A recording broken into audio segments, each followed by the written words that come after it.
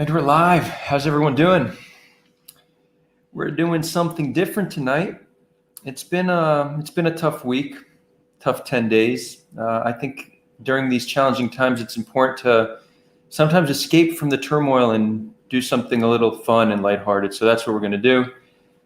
As I'm sure most of you know, there has not been a shortage of super cringe takes on all sides of the ideological spectrum. We're going to review some of them. We're going to laugh at them. We're going to break them down. This will be fun and lighthearted, but there's going to be some educational aspect of it as well. Tomorrow, we're going to continue our programming as usual. We're going to have a Gazan on the show, calling in from Gaza. So it's going to be a very special segment. I hope you all tune in. For those joining us for the first time, it's great to have you here. Subscribe if you like what you see. A big shout out to our Patreon visionary members. We have Trivium Energy Pty Ltd. We have SOG Cannabis. We have Max Marine. We have Geffen Posner. We have Adam Aliyah. And we have our one and only champion member, Rajia. If you want to become a patron or support the show, you could find information in the description. Let's get this show on the road. So, quick disclaimer, normally when I'm moderating or when topics are very serious, I try to, I joke around, but I don't really curse much on air, just to, keep it professional. I might curse a little bit more today. We'll see, maybe. We'll see how I feel. It's a fun segment, so just don't be surprised if you see a slightly different side of me. That's all. Cool. And by the way, if you all like this, then we could do it again, no problem, So let's see how people like it, and then maybe we'll do more. There's definitely no shortage in takes. Awesome. Wait, let's see how easy it is for me to. Okay, so look, I blurred out the names. We're not in the business of shaming people. I don't want to embarrass people. There's already a lot of negativity out there. So we're just going to look at the content and talk about the content.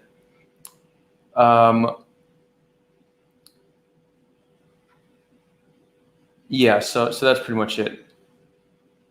I did have something else to say, but I don't remember exactly what it is. We'll get started. Oh yeah. This was it. That while I am blocking out names, all the posts we took are people who have a quite large following. I didn't want to just take the most fringe. These are people who are relatively mainstream. All these posts had a fair amount of support on them, right? It's easy to take cringe posts from the fringes, but these are all mainstream people. Cool, so we start off. Decide where you stand or shut the fuck up.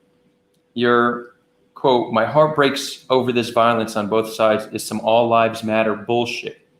This violence happens every day against Palestinians, but none of y'all make a peep until Palestinians fight back." Yeah, so there's a few things going on here that I want to talk about. We'll notice a theme, and it's everywhere, that activists, politicians, just people in general, they view things through their own, ideological framework. And it's essentially a form of cognitive bias, right? They don't view something as is, they view it through how they perceive the world. All of us should be constantly working on our cognitive biases to try to see things in as honest a light as possible. So we're going to see a recurring theme on a lot of these posts, that people are just viewing things in such a skewed way because of their worldview. So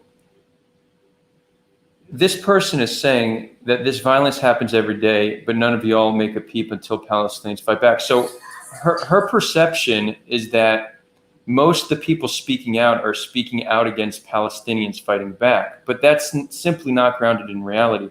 Overwhelmingly, the mainstream media and social media is pro-Palestine. So for her to be offended as if it's overwhelmingly Palestinian sentiment, that's obviously through her skewed, view of seeing things. Now, comparing this to All Lives Matter, okay. We see constant comparisons to All Lives Matter that just are not related at all, and this is really one of them. Somebody saying my heart breaks over the violence on both sides is simply recognizing that the people on both sides are victims to this conflict, which is absolutely true, right? Israel being the stronger side, that doesn't change the fact that thousands of rockets have fallen on Israel. People have died.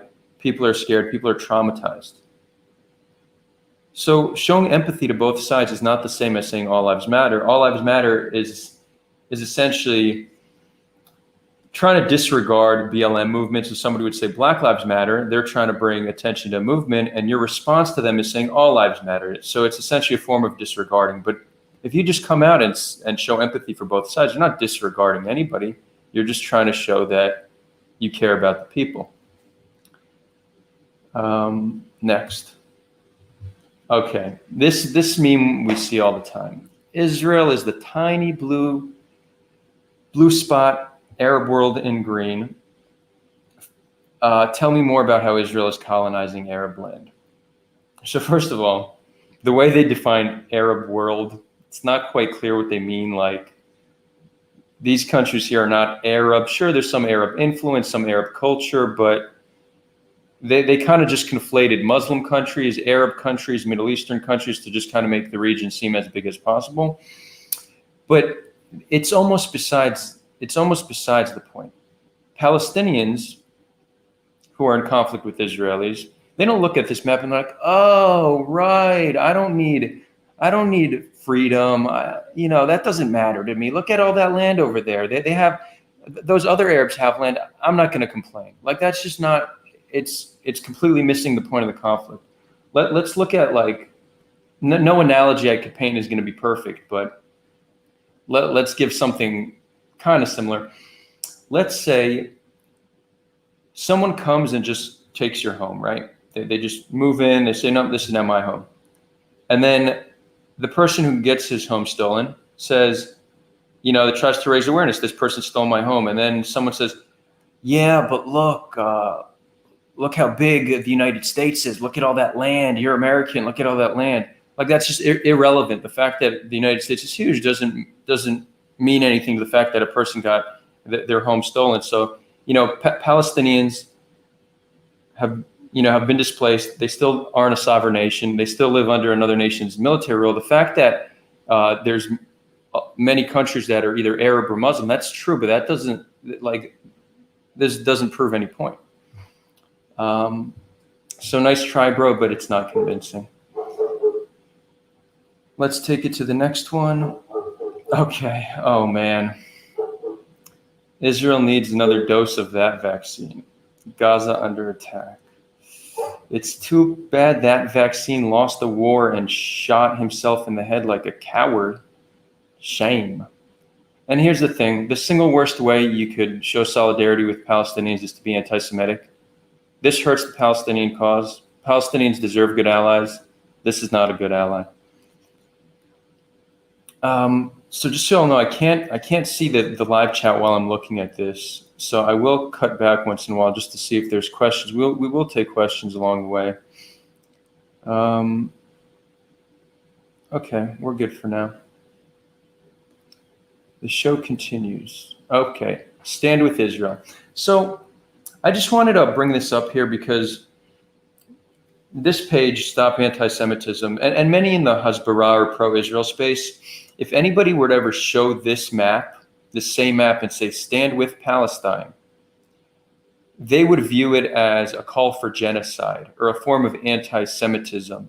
So I just want to point this out as just a clear double standard that many Israelis have no issue whatsoever showing the entire land, all of it, Gaza included, and saying it's all Israel. But if a Palestinian were to do the same, well, then they're accused of genocidal intentions. So this is a clear double standard that we need to stop. A sign that says, I'm Israeli, I'm Spider-Man. Both are imaginary. So I find this super offensive. Spider-Man is not fucking imaginary. That's not cool. Okay. Okay. This might be the cringiest one of them all. I don't know if y'all can read this. I'll read it to you. American Israel, a tale of two brothers. Look at these skulls. bravely settled in occupied land, built a civilization out of nothing, smashed the British Empire, liberated millions of slaves, fought communists, attacked and hated by Muslims, respects native lands, loves God and Jesus, keeps the peace, and most importantly, has millions of patriots willing to fight and die for it. So don't mess with me or my greatest ally unless you're ready to take a bullet, libtard. I mean, I don't really have much to say. Like, this is just straight cringe. I don't know who posted this, but or who made this. You could imagine it has to be an American. It's definitely a dude. Like, there's no way this is anyone other than a man. Trump supporter for sure. Probably fair to assume that the mother of his children is also his sister. I'd say that's a fair assumption. Okay, we continue. This needs to be said. Every single Palestinian and Israeli death as a result of this escalation is the responsibility of Hamas and Hamas alone. If there was no Hamas rockets, there would be no Israeli airstrikes. Dozens of lives would be spared. Yes, it's really that simple.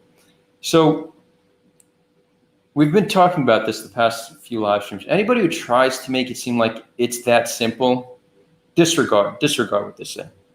None of it is that simple. If you think you could really sum it up in a tweet, well, then you're wrong. Very easily, you could do thousands of different variations of this to just kind of frame it the way you want and blame it on a different aspect. So you could say every single Palestinian and Israeli death as a result of this escalation is the responsibility of Israel and Israel alone. If there was no eviction from Sheikh Jarrah, there would be no rockets, no Israeli airstrikes, dozens of lives would be spared, right? You could do it again. Responsibility of Israel and Israel alone. If there was no occupation, there'd be no, right? So this, it's just, you could always point to one thing that contributes to it and say, if that didn't exist, then there wouldn't be airstrikes. But this conflict is a result of thousands, even millions of different moving parts. So it's just disingenuous to point to one thing and make it seem like that's the reason. Again, if somebody says, yes, it's that simple, no, it's not. Okay? Simple as that. So we spoke more about people seeing things through their own ideological framework. This is a good example of one. So here it's, an Israeli stabbing a Palestinian, but the media is, the way they see it, the Palestinian is stabbing the Israeli. And I guess the America. But even American media, and I agree, America is very pro-Israel, the government, even American media, and I looked, just to make sure, most of them, the bias is skewed towards Palestine, towards Palestinians, right? You could say rightfully so it's skewed towards Palestinians. That's up for debate. But the idea that it's super biased towards Israel, like this, tries to project that. I mean, that's just not grounded in reality. But if you're a Palestinian activist and you really see everything through a very strict framework, then you're going to be under the impression that any media that doesn't comply to your specific narrative, then they must be pro-Israel. Again, it's seeing the viewed in a skewed manner because of your own ideological framework. The Arab-Israeli conflict explained. Militant jihadi groups want to destroy Israel through violence, global propaganda, and terrorism. Israelis would like not to be murdered. This is the conflict. So much nuance, sister. You're killing me. Too much nuance. Again, this is somebody that they think they could simplify the entire conflict in a tweet. And again, this gets thousands of retweets and likes. People think this is some super clever take. They figured it out. Let's just flip the script and show how somebody else can break it down if they're on the other side. The Arab-Israeli conflict explained. Militant Zionists want to destroy Palestine through violence, global terrorism, global propaganda, and colonialism. Palestinians would simply like to not be displaced. This is the conflict. right? So simple. Again, anybody who's trying to simplify it, don't, you could just outright reject them. Okay, this is a TikTok. I proudly served as a military officer for 3 years in the IDF. Now tell me, do I look like I could harm civilians? Oh, man. Like, this is almost like psychopathic like behavior. Like, do I look like I could harm people? I'm so pretty. It's almost like, first of all, it's just clear. And again, this is something we talk about all the time. Most activists are not trying to change minds. They're just trying to, get likes, shares, comments, praise from people who already agree with them. It's all echo chamber activism. So it's clear that's what she's doing. She knows she's pretty. She thought it would be cute to say, "Can I kill civilians?" But really, most civilians being killed now are being killed by airstrikes. It has nothing to do with you or whatever service you did. So it's just besides the point. It's not convincing anybody. By the way, the point of not convincing anybody, most of these tweets are not really convincing people who aren't already convinced. Okay, this one. Tel Aviv, the queer, feminist, egalitarian capital of the Middle East. Yes, Hamas is firing rockets at it because it's filled with Jews, but also because it stands as a beacon for human freedom. Jihad will never win against these impenetrable values. So much pride in this.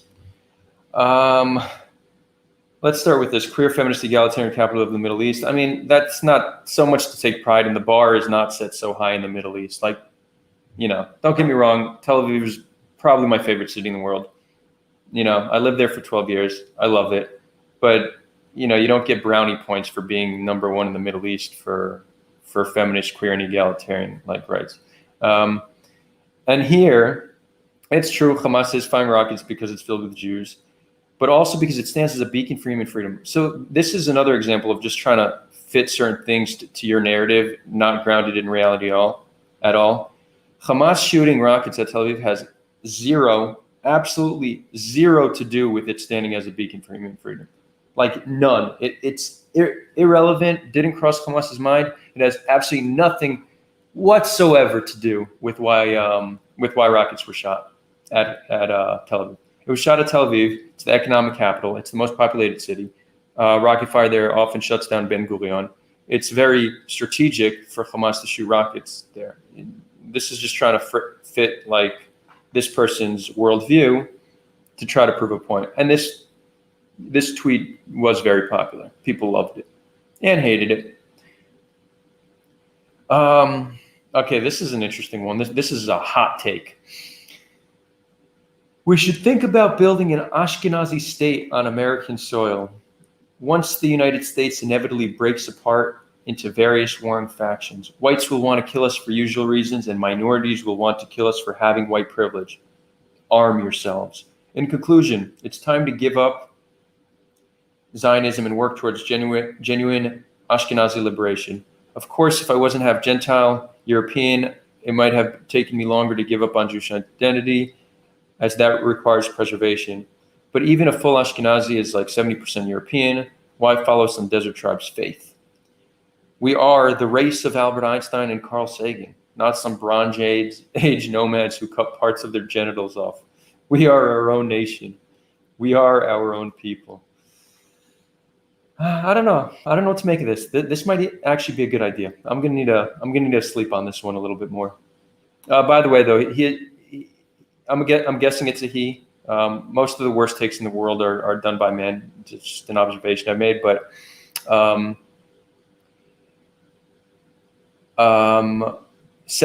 that's not true. Ashkenazis have around 40 to 50% European DNA, but that's kind of irrelevant.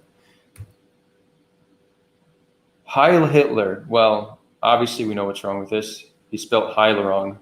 Loser. If this dude thinks Hitler would like him, Hitler was big on education, spelling. I really am not trying to be a grammar Nazi here, but come on, guy. Come on. Jews will not replace us. This is so cringe. I'm trying to draw a parallel between Charlottesville, remember that anti-Semitic rally? And Palestinians holding up lights on Temple Mount. To try to equate the Palestinian struggle, and it's not hard to understand why Palestinians are at struggle with Israelis, not with Jews, with Israelis. Their grievances and their struggle is entirely legitimate. We could question their tactics, without a doubt. You could question aspects of their narrative, without a doubt. But to think that their grievances aren't legitimate, again, is to not be grounded in reality. To try to make it seem like it's just a bunch of white nationalists. Come on, bro. Next thing you're gonna do is gonna start to say like people at concerts are a bunch of anti-Semites for holding up lighters and phones. Like, imagine thinking this is a good take. Okay, I'm taking a quick intermission just to see if we got questions and stuff, because I can't look at the chat as well. Cool, we got a nice amount of people here. Whoever's new, smash that subscribe button. Also, yo, chat, let us know where in the world you're watching from. Cool, I see some. Okay, I see by and large the chat has remained. All right, to the dude who just said Hitler was a Jew, you're put on a timeout. Okay, we're not going to accept that.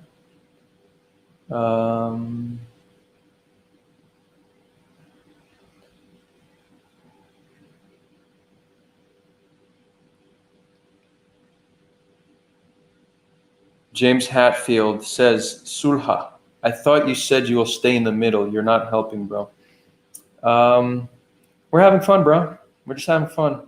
But stay in the middle, you know, don't get the wrong idea. Me saying stay in the middle doesn't mean I'm not taking stances, even if those stances might be offensive to some people. No, you know, we're here to, you know, have difficult conversations and truthful dialogue. Stay in the middle means that we're trying to bring both sides together despite their differences. So yeah, you're going to hear takes that offend you without a doubt. But that being said, this is a fun little session. If you find this stuff offensive, just log out, come back tomorrow.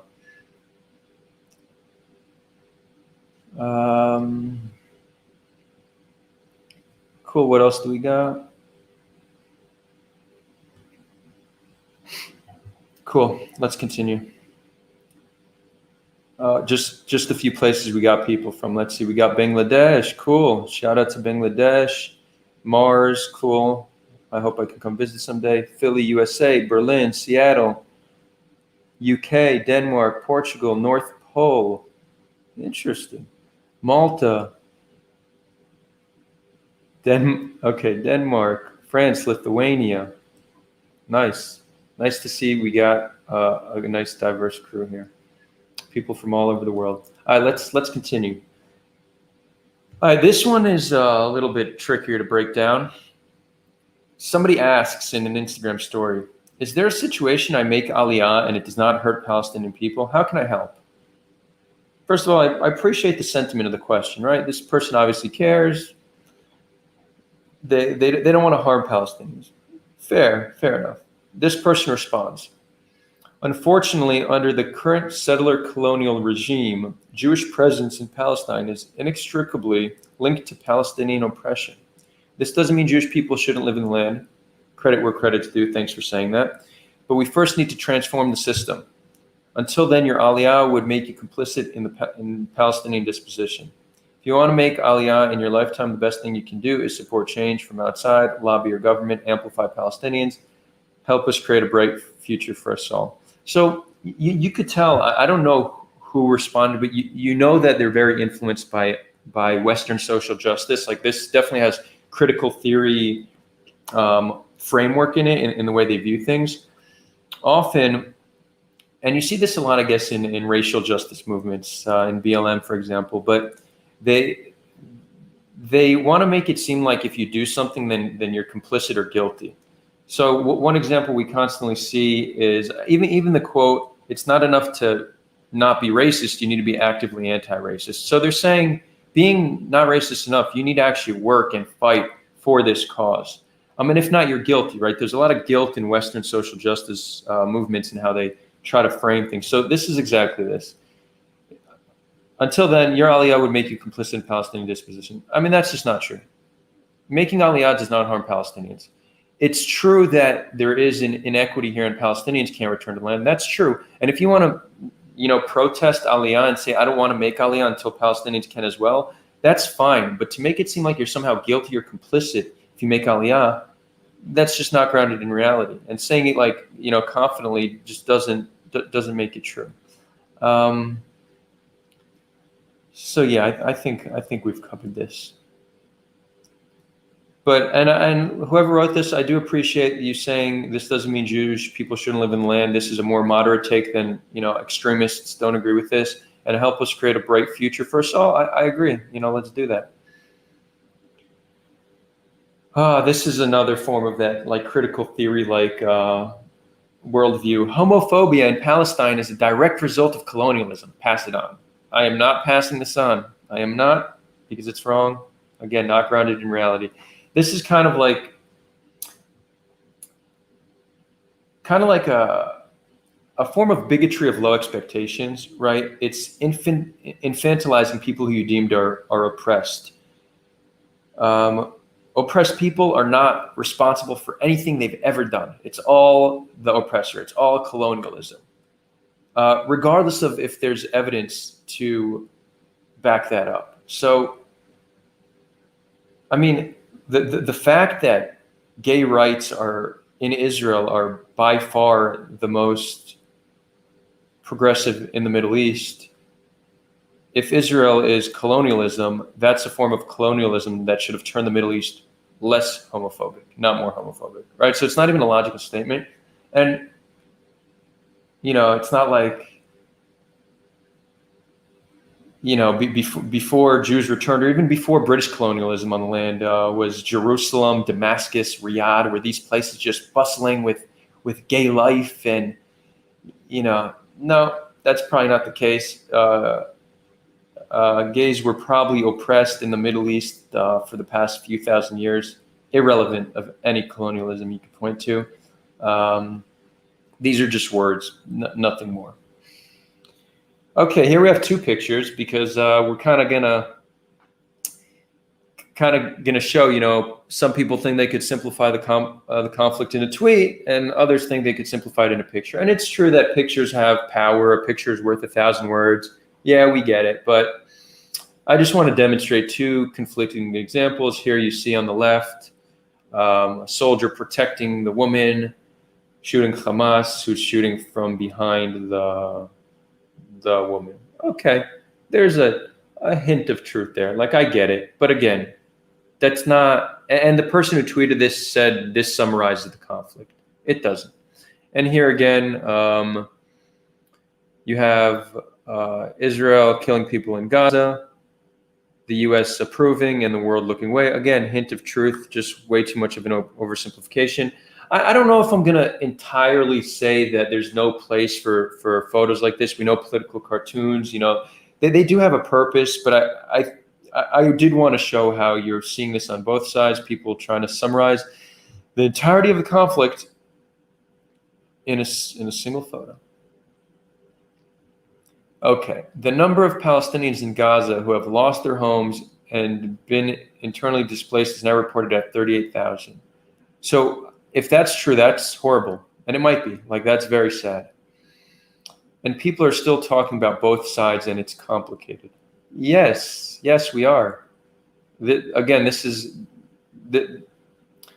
often the both sides, and both sides are actually saying there are no two sides to this. It's simple, right? The saying it's simple, and there's no two sides.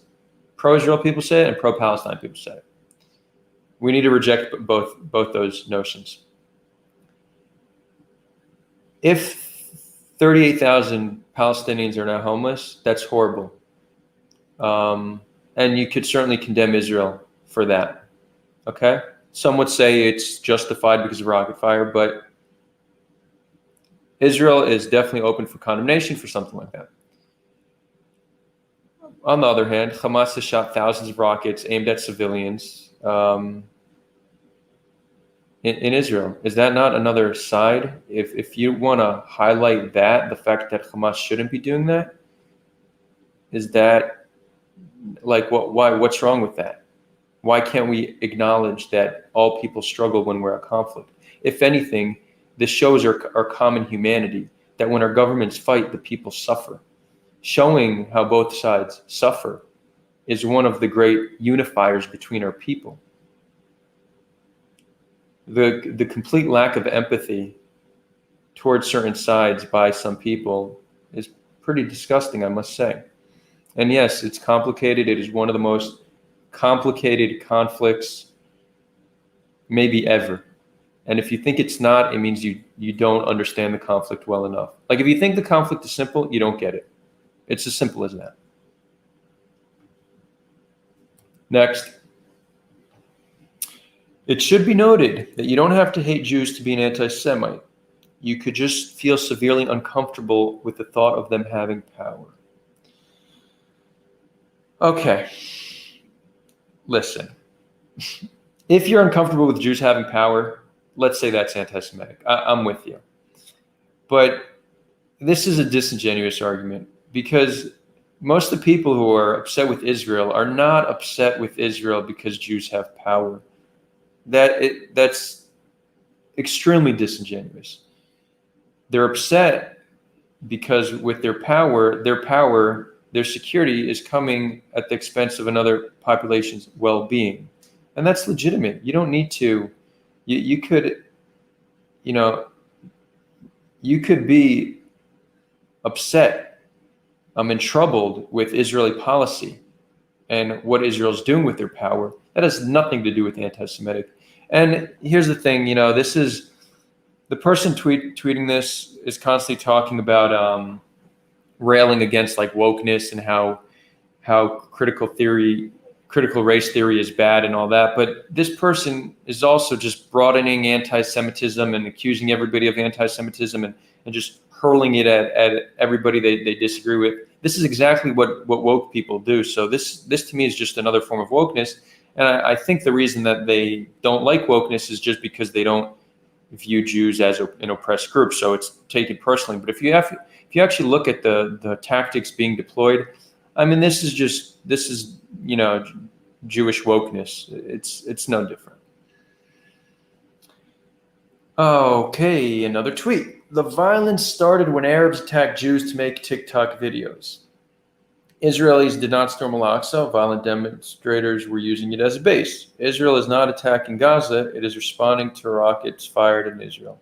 Anti-Israel activism is built on lies, and so is this tweet. Again, it's just framing it in a super disingenuous way to try to prove a point.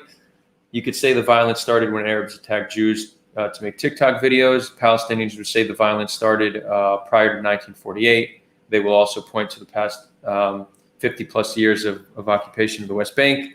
They'll point to the eviction at Sheikh Jarrah. The person tweeting this trying to, start the timeline at a TikTok video. Yeah, that's awfully convenient. Israelis did not storm Al-Aqsa. Violent demonstrators. Well, Israel did storm Al-Aqsa as a result of demonstrators. That's true, but we did storm it. We did.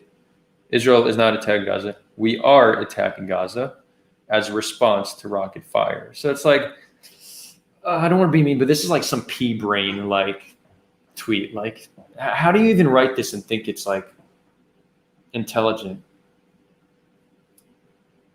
And look, if anybody's watching this and your tweet has been up here, like,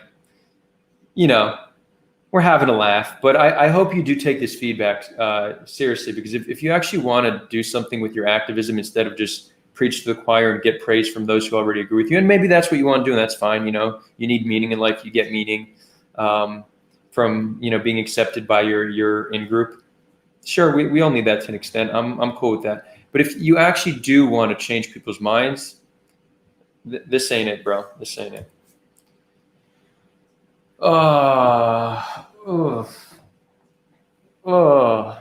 Hitler was right. And then look below, it says the Holocaust never happened. Those seem a little bit contradictory, don't they? A little bit contradictory. What was he right about? What was Hitler right about if the Holocaust never happened? Was he just right about not liking Jews, but he never tried to do anything about it? So what's going on? Right? So, obviously, you would think anybody who just would write this on their car, probably also pea-brain type people wouldn't understand the logical inconsistencies in what's written on their van. And here's another thing, there's a swastika on the car, so these are Nazis. Their support for Palestine has nothing to do with liking Palestinians. Nazis don't like Palestinians. They use Palestinian liberation as a way to get at Jews. We need to, anyone who cares about the Palestinian cause needs to outright reject any form of anti-Semitism or hate that comes within the movement. This is cringe. Oh, that's it. Wow, that went by quickly. Hold on, let me get the screen back.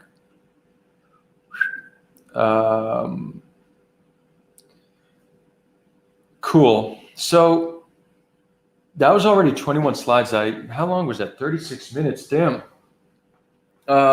We need more content. We need more cringe. It seems like we have a fair amount of people here. This is cool. I guess we'll do it again. If anybody does want more things debunked, I'm not going to leave so soon. I'll stay on for maybe another half hour, maybe an hour. Let's see how it goes. Send in chat what you want to see debunked, what you want to see reviewed. I wanted to review this. A few people sent it to me. Bella Hadid, the Palestinian model, posted something major cringe that was actually removed from Instagram because it was considered false. I couldn't find it. It seems like it was just removed from everywhere. If anybody has that, it was that. Hold on, I'll show you I'll show you the front page of it. You'll recognize it because it went viral, but I just can't find the full slide.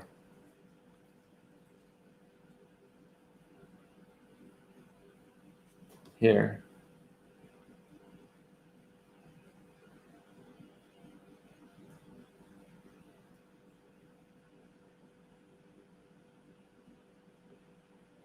You see this one here on the right-hand side.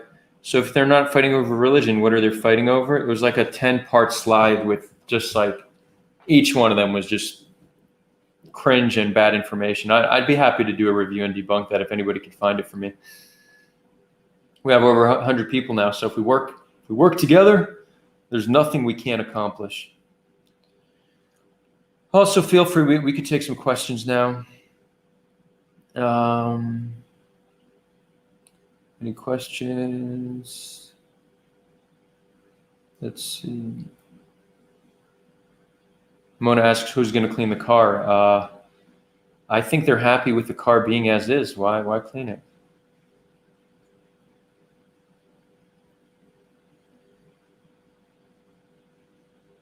Let's see.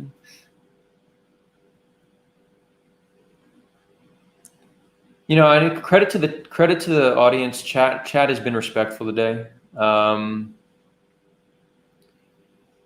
It's almost like there's so much toxicity out there that this has become at least a haven for respect, nuance, and even a little bit of lightheartedness. So I appreciate you, chat, for keeping it by and large respectful. Badir asks, do you think the evictions should still happen? Do I think they should happen? No. Do I think they will happen? Hard to say. I don't know. Yeah, if I'd had to put money, maybe I'd say no. Maybe justice will prevail. Let's see. Hey, George, thanks for the question. How should I, a Jew in London, respond to the mobs in the streets of this city calling for genocide against me and for my mother and daughter to be raped? How do I do so peacefully? Yeah, George, that's tough. I saw that. That was very concerning. Very concerning. And again, this harms the Palestinian cause. Anybody who's being hateful or anti-Semitic in the name of Palestine, like, stop, take a step back. These are not the alliances we need. This does not help the Palestinian people. It doesn't help the Palestinian cause. And I know maybe some of these people are Palestinians doing it. Still, you're hurting your own people. Your people deserve better. You're living in London a fairly comfortable life, and you're harming the movement for liberation here on the land. Take a step back. How to deal with it? Look, if you're in physical danger, you're in physical danger. Like that's something that there's no easy solution for. If you don't feel like you can easily protect yourself, I would say, don't go to places where you think there's a high chance of you being attacked. We need to remain safe. When it comes to the emotional toll it takes on you, this is really something I do think individuals can work on. One of it is just tuning out. Like, we don't always need to be connected to what's going on around us. It's okay to sign off, take the weekend off. I always try to shut down my technology an hour before I go to bed. I try to have an hour in the morning before I get back on my phone. Obviously, this is easier said than done. It's, that we have that dopamine craving first thing in the morning. We just want to grab our phone and see what's going on in the world. I get it. I often break to that temptation, but the quality of my day is so much better when I resist and take the first hour of my day and I'll exercise, I'll do some meditation, yoga, shower, and then touch my phone. Not only did you start your day healthy, but you're also delaying gratification, which is one of the single best qualities any individual could develop. So, try to take a few hours a day when you're not being consumed by what's happening around you. Because often by consuming the bad around us, we're taking in the bad, right? So very much our well-being is a result of our perspective. Right now, Jews are struggling. The amount of anti-Semitism this week is concerning. But let's say you're a Jew and you just are living your life and you don't watch TV. You're actually not struggling at all because you don't know what's going on. So in a sense, ignorance is bliss, right? And I know we all want to stay informed, want to stay up to date, but it's really up to us how much negativity we're consuming in a day. And there's a saying, you are what you eat, but more accurately is you become what you consume. So the more negativity you consume, the more negative you become. Take hours of the day where you're not consuming all the bad things happening around you. Watch something fun, funny, make yourself laugh, distract yourself. That's why we're doing this today, just reviewing cringe memes, because it's fun. We all deserve to have a little fun.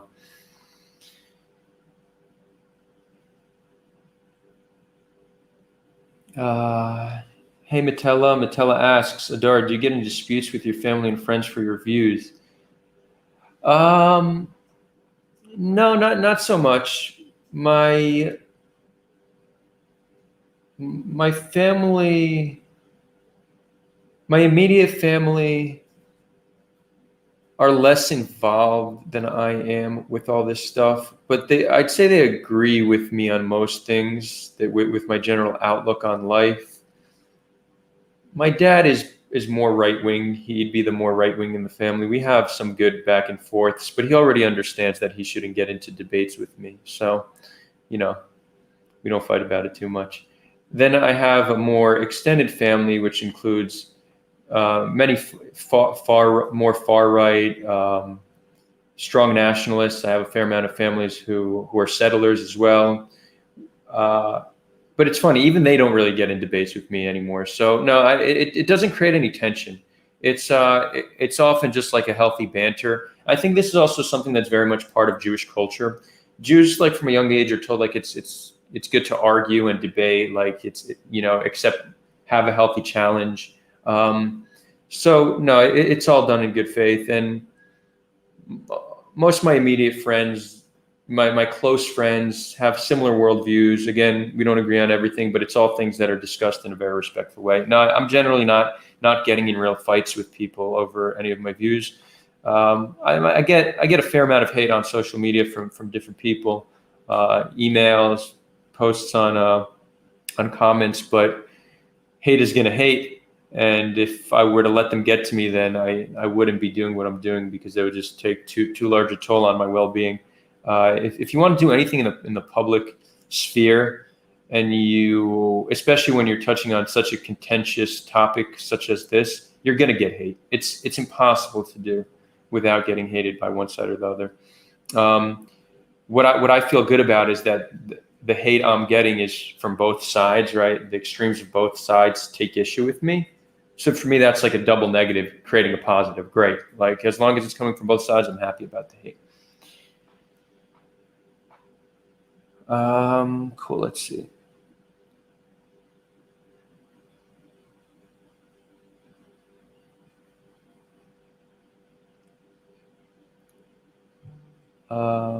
You from that.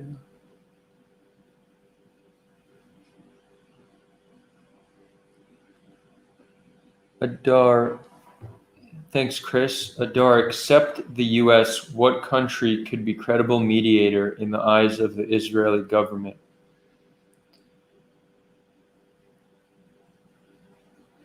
You know, I would like to see, and this isn't a hill I would die on. I've heard a different perspective. I'm capable of changing my opinion on this fairly quickly if somebody makes a good case, but I would like to see more of the mediation come from the Middle East, right? We now, we have the Abraham Accords. We're now on good terms with UAE and Bahrain and Morocco, and Saudi Arabia is warming up. We're on pretty good terms with Egypt. I would like to see mediation come from the Middle East. I want to see a more organic Middle East. The one pushback to this would be that, like, a lot of these Middle Eastern countries have pretty horrific human rights abuse records. So it's like, are they really in a position to mediate? Like, I hear that argument. I don't know. I don't know. But I'd like to see the Middle East try to, the problems begin to be solved from within the Middle East. Someone goes China or Russia. Interesting to see if China gets more involved in global politics as they start taking over the world. I mean, I don't know if I trust China or Russia. All the superpowers, honestly, with all the bad things that America has done around the world, I might, and I'm biased because, I'm an American citizen, but I trust America more than I trust Russia or China. Yeah, and then the EU, somebody's asking about the EU. Yeah, the EU certainly can get involved. The UE definitely has a better record than the United States. I would prefer the UE over the United States for sure.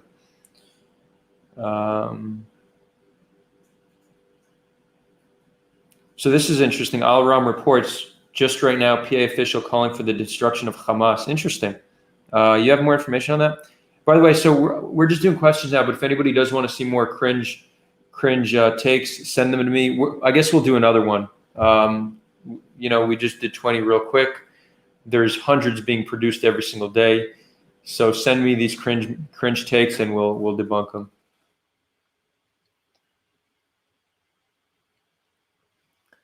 Okay, I see a few more. So Jordan asks, what do Israeli Arabs think about rocket attacks? I actually don't know the sentiment on that. I imagine it's probably mixed. I would imagine that the vast majority are against rocket attacks, but I'm sure you'll find some population that view it, some amount that view it as okay. What we're going to start doing ever since the mob violence, the very concerning mob violence we've seen arise the past week, our channel is going to start focusing a lot more on connecting Jewish and Arab Israelis. It's going to be a large part of our mission now because a large rift has been created in Israeli society, and we're going to start bringing on Israeli Arabs or Palestinian Israelis, depending on how they identify, and Jewish Israelis for dialogue sessions. We're going to do our part in mending this rift. Let's see. Adar, you should wish all Norwegians Happy Norway Day. Happy Norway Day. I didn't know that was a thing, but Mazal Tov. Let's see. There's a bunch of questions. Should probably get somebody to just consolidate the questions.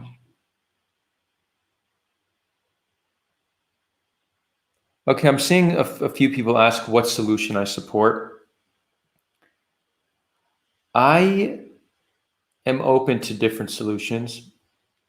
I'm not so dogmatic when it comes to what solutions I would accept. For me, it's just important that the solutions are just for both people. They need to they need to provide both people with security, liberty, the ability for prosperity. If we could achieve that in two states, I would support it. If we could achieve that in one state, I would support it. Both two states and one state have their sets of challenges. One state meaning a binational state, which is one land from the river to the sea. Everyone votes for one government. That has its own set of issues. Two states has other sets of issues. A federation seems like a clever solution. Federation or confederation. A confederation would be splitting the land into something like the European Union, where they're different countries, but open borders. We could travel freely. We have a lot of cooperation. And a federation would be turning the land into something more similar to Switzerland or the United States, where you have different cantons or states within the land, with giving local populations autonomy. I think one of these two seems to be the most sophisticated and probably the best solutions at this point. But again, whatever solution gives people on the land, equality, justice, liberty, I could get behind that.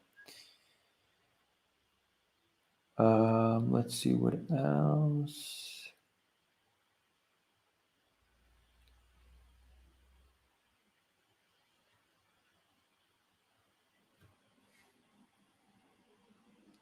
What are we going to be talking tomorrow? How do I pronounce it? Baraki? What are you going to be talking about tomorrow with your Gazan viewer? Just what's going on in his life, how he feels. Is his family safe? What his hopes are. It's going to be an interesting one. Gazans technically shouldn't be speaking to Israelis. They're not allowed to. So we're doing this in as secure a manner as possible. He is taking some risk doing it, but he really wanted to do it. It's important to him to reach out to an Israeli audience, and I think that's commendable because we do need to be hearing from one another. Somebody's asking, can we get a Hamas member on? Yeah, I'd definitely bring a Hamas member on the show. I don't know if they would come on this show, but yeah, if anybody can get a Hamas member, let's do it. Let's bring them on. Let's talk. What do you think about Indian right wing going gaga over Israel? Yeah, I've been seeing that. We've been gotten quite a few Indian viewers lately. They seem to really love Israel, which is cool. I'm cool with that support. I would just tell them that if you really support Israel, you should support both sides. Support resolving the conflict, not trying to pit Israelis and Palestinians against each other more than they are already pit. So I think if these right wing Indians would come and say, we support Israel and Palestine, it would probably be more of a profound message they were coming with. But that's on them. What else we got? Oh, I'm hearing that we have Mona sent some cringe. Let's see.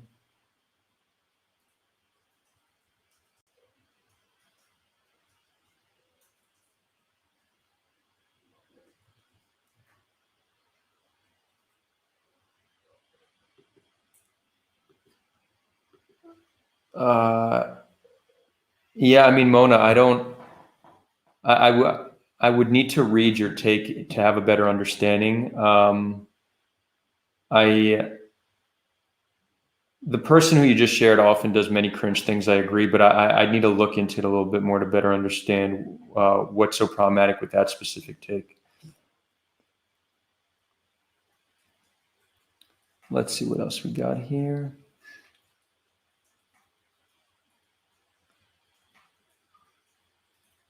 Eliezer asks, do you think it's possible that Abbas and Bibi are secretly trying to prevent Hamas from taking over the West Bank? Abbas suspending elections in Israel with the attacks. I mean, it's the PA and Israel definitely have close cooperation, right? They do work together. That's not a secret or anything like that. I don't know if that's what's going on here, because our engagement with Hamas generally makes Hamas more popular, right? We've seen this with our engagement in 2014. We've seen it with our engagement in 2008. After our engagements, Hamas becomes more popular in Gaza, in the West Bank, and globally. So Hamas seems to have some incentive to get into these engagements with us. These bombardments that seem to hinder their military capabilities, I don't think they actually act as a real deterrent, because they invite us to do this by shooting rockets, and they know it'll make them more popular. They know they're going to then get billions of dollars from the international community to rebuild Gaza, which also just helps them rebuild their military capabilities. So it doesn't seem like Israel's move here is going to weaken Hamas. I think long term, Hamas is going to be better off because of this engagement, as we've seen in 2008 and 2014.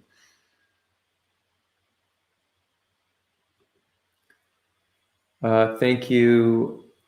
So I'm sorry I can't pronounce your name. I still don't know the Arabic number letters. Someone needs to teach me that. Adar, what do you think of the recent video Trevor Noah made about the conflict? He was kind of blaming Israel because it is the stronger side, meaning more responsibility. So I actually didn't even watch that, to be honest, but I saw it upset people. Here's my take. With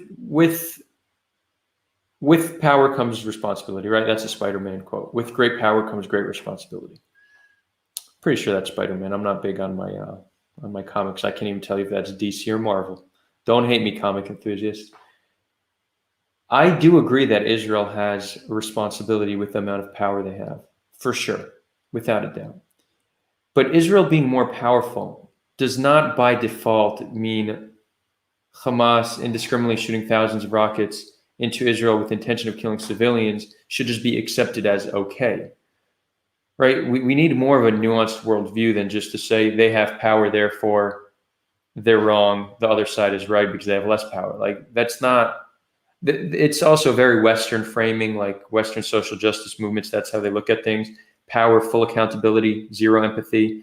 Powerless, zero accountability, full empathy. It's their, and not just systems of power, to people who have that power as well. So it's not grounded in reality, and it's just not an effective way, because being on the weaker end of things does not mean you're not capable of doing something horrendous, and people who do horrendous things should be held accountable.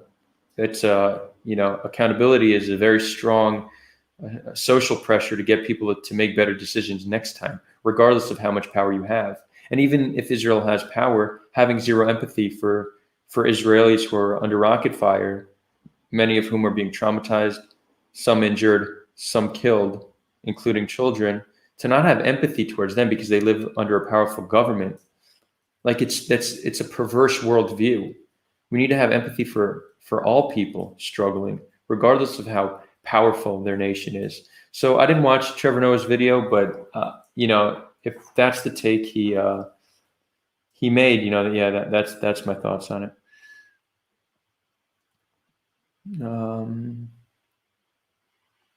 Let's see.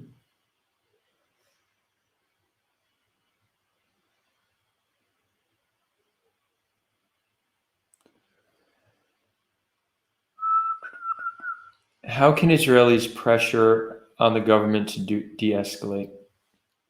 This is a great question, and this is a question that activists need to ask themselves. I think it's going to take more time until Israelis are in a place where they can put that pressure on Israel. I really actually think it needs to come from the international community in the short term. I think one of the reasons why Israel has escalated the conflict with their airstrikes and even rejected a ceasefire, right? We could have had a ceasefire. Israel said, no, we want to continue attacking Hamas. One of the reasons I'm pretty confident that Israel wants to continue fighting Hamas is because that's what Israelis expect. Most Israelis would love a harsh retaliation because they have rockets fired at them. They're tired of rockets falling on Israel. Now, I don't think this is exclusive to Israelis. I think most populations who have rockets shot at them would expect their government to retaliate, right? This isn't uniquely Israeli. So it's going to take time until you have a strong enough base of people who are speaking out against this escalation. And there have been protests all around Israel speaking out against it, but the majority are entirely supportive of the airstrikes. So I think it's more likely that international pressure would make Israel take a different approach. And I, as somebody who generally wants to do things on an interpersonal level between people, am now acknowledging that this is probably an instance where international pressure can probably be the most effective.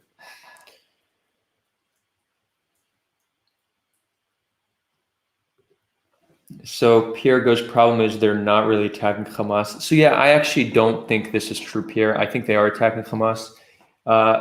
It's true that these airstrikes kill civilians, and it's horrible. And I do consider this to be disproportionate. But a lot of what we do here on the media or social media is absolutely false. The idea that Israel is indiscriminately targeting civilians and trying to maximize civilian harm is just not grounded in reality in any way, shape, or form. Israel drops more rockets on Gaza, more missiles on Gaza than the amount of Gazans killed. Think about that. Gaza is highly populated. That means not even one civilian killed per each rocket. Now, there's no doubt that even one civilian killed is too much, and we can condemn inaction that kills civilians, okay? But our condemnation needs to be grounded in reality. And to say that Israel is intending to kill civilians or just, not targeting Hamas and targeting civilian infrastructure, you're going to need a lot of evidence to extraordinary claims need extraordinary evidence. Is that the saying? There's just no reason to believe that's true. Not in any of our engagements in Gaza. The amount of missiles we shoot, we drop on Gaza is less than the amount of people killed. Obviously, a powerful military like Israel, if they were trying to kill a lot of Gazans, the numbers would be way higher. This doesn't justify deaths. You could condemn even one death being killed, but ground your claims in reality.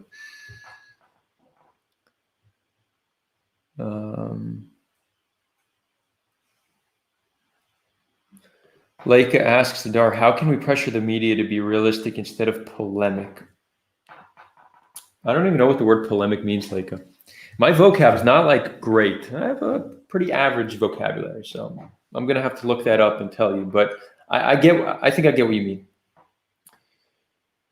The media is generally sensationalist. They're just in it for the views. And if a media wants to be less sensationalist and more fact-based, then they're likely to lose viewership because people generally are attracted to sensationalism. So it's kind of a race to the bottom when it comes to media. This is true with social media and digital media as well, with articles using clickbait, disingenuous headlines in order to gain attention.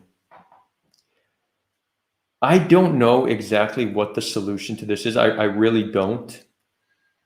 It might even require some kind of government regulation, some kind of restriction to what is allowed to be put out, how sensationalist you can be. Maybe even don't regulate, like outlawing things.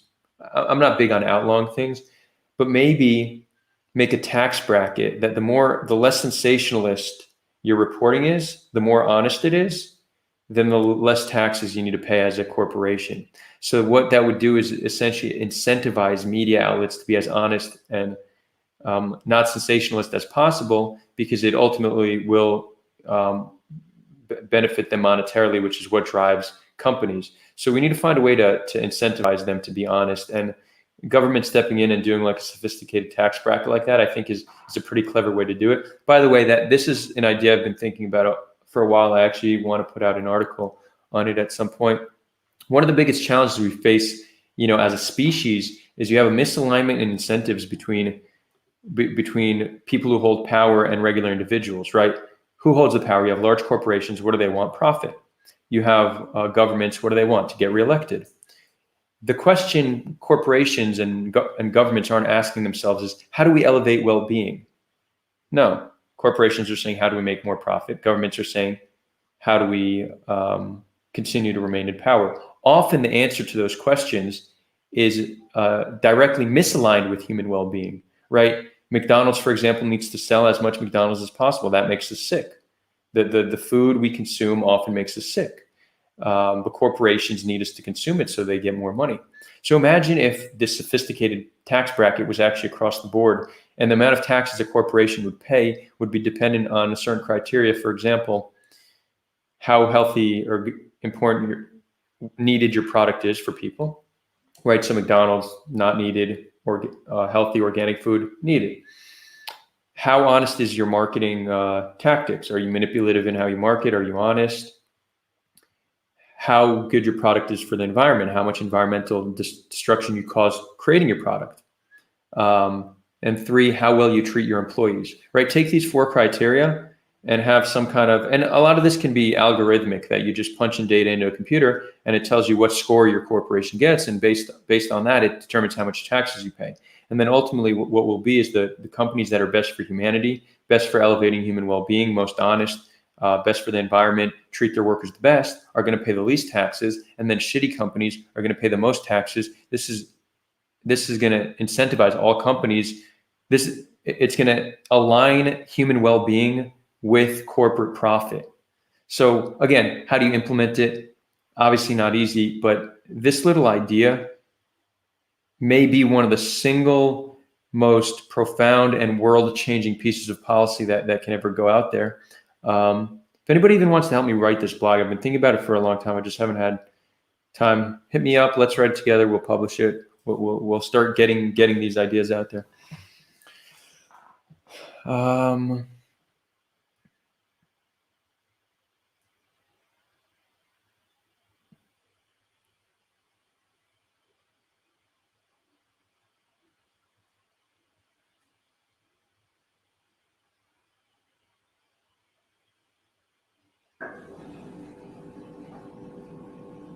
So this is interesting. Aliyah writes, and this is referring to the homophobia as a result of colonialism.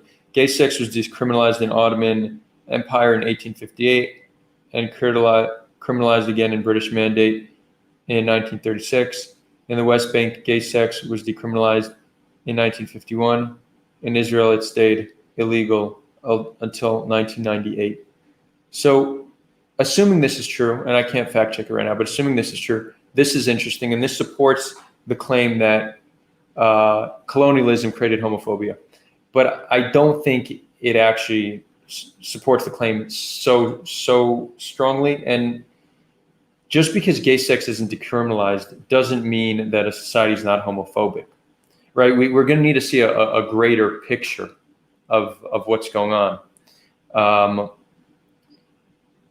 We need to see how gay people were treated. It's possible that gay sex was decriminalized because people in power wanted to be able to have sex with little boys like it was accepted in Greek, right? I'm just assuming, but that data alone does not prove the point. We're going to need to see a greater picture of how gays have been treated in the Middle East for the past few hundred years to really reach a conclusion. But what is for certain, what we do know is Israel currently is leading the Middle East in gay rights by a fairly large margin, okay? So it's very easy to just blame colonialism, but the world is in 2021, and there's a lot of examples of what a society that accepts gay people are, and the Palestinian territories, Gaza, West Bank, are not even close to exemplifying those values of respecting homosexuality. So, it's easy to blame colonialism, but it's better to just take responsibility.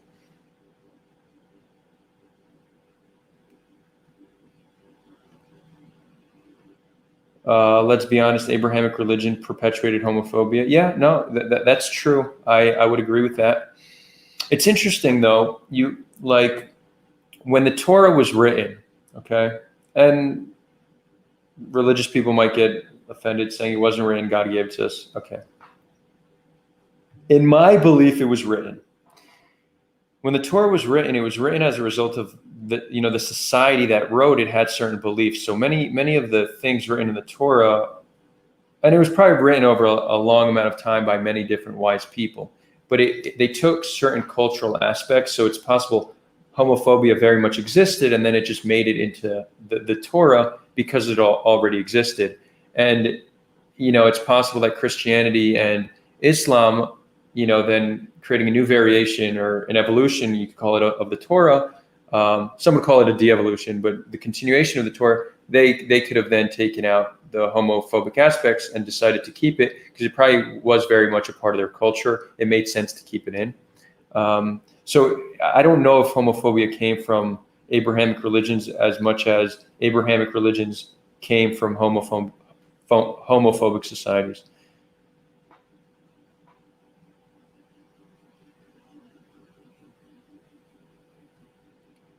Let's see.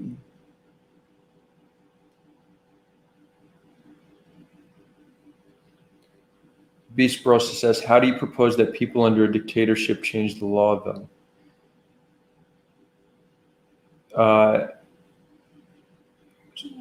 I don't actually, that's the tricky thing. We actually spoke about it yesterday on the live stream, that it's very hard to expect things from people who can't vote. But homophobia is not just a result of law. There are not many openly gay Palestinians living in Palestine. And it's not only because, I don't know what the legal repercussion is, but I know that there's a very strong social repercussion. I have gay Palestinian friends who have shared with me. Their neighbors are not cool with it. So it's not simply a legal thing. It's cultural. And it's actually also true in Israeli society. If you look at polling, if you look at Palestinian Israelis or Arab Israelis, their support for gay marriage is of the lowest of any other demographic. I don't remember the exact numbers, but potentially even lower than the Haredi community. Don't quote me on that because it might be wrong, but it is amongst the lowest. So again, it's not just a legal thing.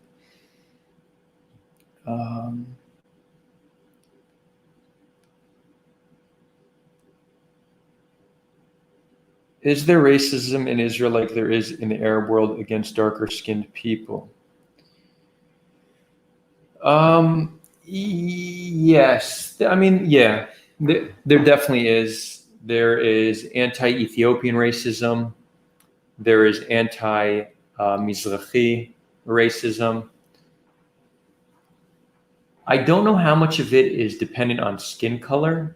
I think generally, like the concept of colorism, and it exists in many countries. It's also in like African countries. I know that there's some racism towards darker skinned Africans even. And some blame that on colonialism. That's actually a colonialist claim that makes more sense to me. But I actually once read that there were texts from Japan from hundreds of years ago, before colonialism touched Japan.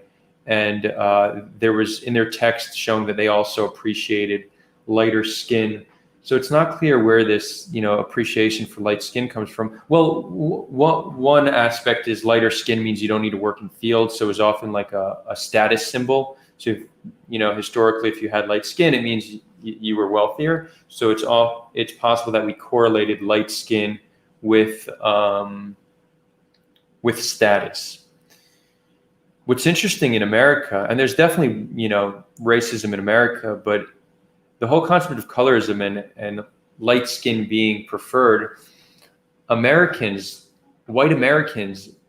work awfully hard to darken their skin, right? Tanning booths, tanning salons, lying on the beach, using that oil. So it's interesting. There's something else at play there.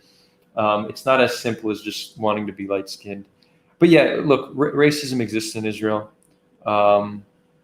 Definitely. And even the what you'd call the dominant group, Ashkenazim, and dominant not because they're the majority. The Ashkenazim are around 50%.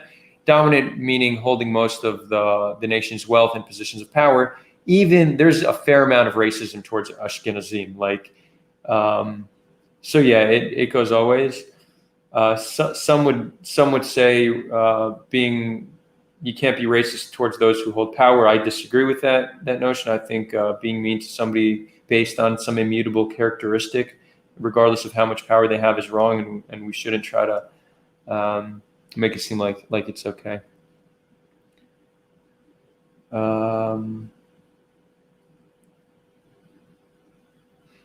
Let's see. Mona asks, is this going to stay serious or go back to funny? I need more cringe takes. Next, look, we did 20 in like 40 minutes. Next week, we'll do another session like this. We'll get 40, okay? We'll do 40 cringe takes. Sorry, Mona, if it's too serious, I'll try to smile more. Huh? Does that help? Anyways. Warriors and Tottenham. Are Jews white? This is a good question. This is highly debated amongst Jews as well. The way I look at it is Jews come in all different colors. Even light-skinned Jews, I don't consider them white, but many are white passing. So if you want to have a conversation about white privilege, then acknowledging that certain Jews are white passing is relevant. Right, so I am a white passing Jew. I don't consider myself white, although if somebody wants to call me white, cool. I'm not offended by it. But me not being white, me being Jewish, doesn't mean that I don't benefit from white privilege. Now, is the conversation on white privilege constructive and productive? I personally think it's not. White privilege definitely exists, but I think generally how the conversation is had is not really progressing society in a positive direction. It's generally framed in a way that white people should almost feel guilty. Check your privilege. It's often used to get white people to shut up and shut them out of conversation, and to kind of just make them feel bad for something that they don't have any control over. That to me is just not conducive to building a healthier society, and it's definitely not conducive towards elevating disenfranchised communities. Also, it seems like there's almost an obsession with just focusing on white privilege, but privilege, there's many layers of privilege, right? The one you hear about the most is whiteness, then you'll hear male privilege, but there's socioeconomic privilege. This might be the most important. Height privilege, taller people are more successful. Looks privilege, if you're good looking, people find you more trustworthy. Did you know that? If you're right-handed, life is easier, everything's built for right-handed people. If you're born in a two-parent household, that's a privilege. If you have parents who are good role models, that's a privilege. If you're born mentally and physically healthy, that's a privilege. If you're born in a first world country, perhaps is the one of the greatest privileges you can have. So being a white man doesn't mean you're privileged. You could be a white man who had abusive parents, dirt poor, and you're a drug addict, right? But often the way the conversation on white privilege is had would frame that individual who is not really privileged. Oh, but you have white privilege. It lacks empathy and lacks understanding of what people are going through. Skin color determines one small part of privilege. And in my opinion, again, you could say I'm biased because I'm white passing. It's not the most important aspect of privilege. I would rather be, and again, I'm speculating because I've never been anything but myself, but I would rather be a black woman from a middle-class family than a poor white man. I could pretty confidently say that. So, I think it's important to keep that in mind when discussing privilege.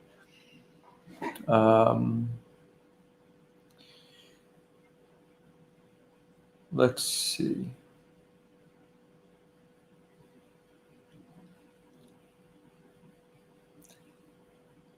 I have a nice smile. Thank you. I appreciate that.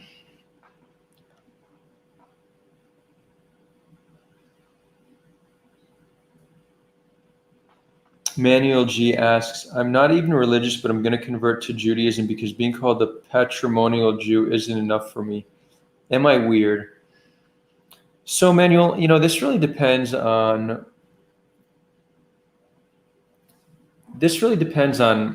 why you say it's not enough for you.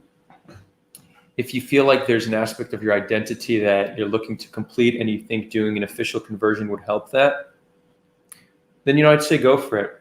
If it's not enough for you because sometimes people, tell you you're not Jewish enough, I wouldn't let the haters in this world determine what we do and how we live. Haters should not determine, any aspects of our lives, or as few aspects of our lives as possible. So I'd say it really depends where it's coming from. But ultimately, do whatever makes you happy as long as you're not harming other people.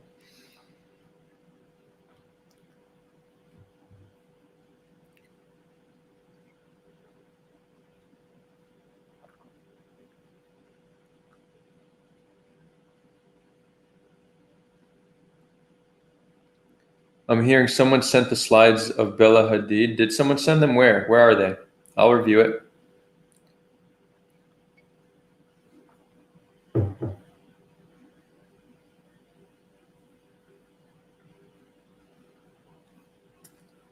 If I don't ask your question and it's been like 15 minutes, feel free to ask it again because I do miss some. Ooh, we're getting in interesting territory. Do you believe in God? It depends how you define God. If the God you're describing is the monotheistic God, one that is all-seeing, all-knowing, and all-powerful, one that punishes you for your sins, then no, I don't believe in that God. I would be an atheist. If the God you're describing is an all-encompassing energy that connects us all, or any other form of higher power, then I would say I'm agnostic, meaning I don't know if that exists. I'm open to it existing. It seems like it certainly feels like there's something greater than us here. Now, I don't know if I feel that way because I come from other humans who felt that way, right? Our belief in religion very well may be wired into our DNA. That doesn't mean it's true. So I'm atheist towards very specific omniscient, omnipresent, and omnipotent gods, but I'm agnostic towards other forms of higher powers. Another alternative is simulation theory, that we are actually a simulation by a more intelligent life form. I'm agnostic to that as well. I think there's a fair likelihood that that's the case, probably higher than how the monotheistic God is often described. Let's see.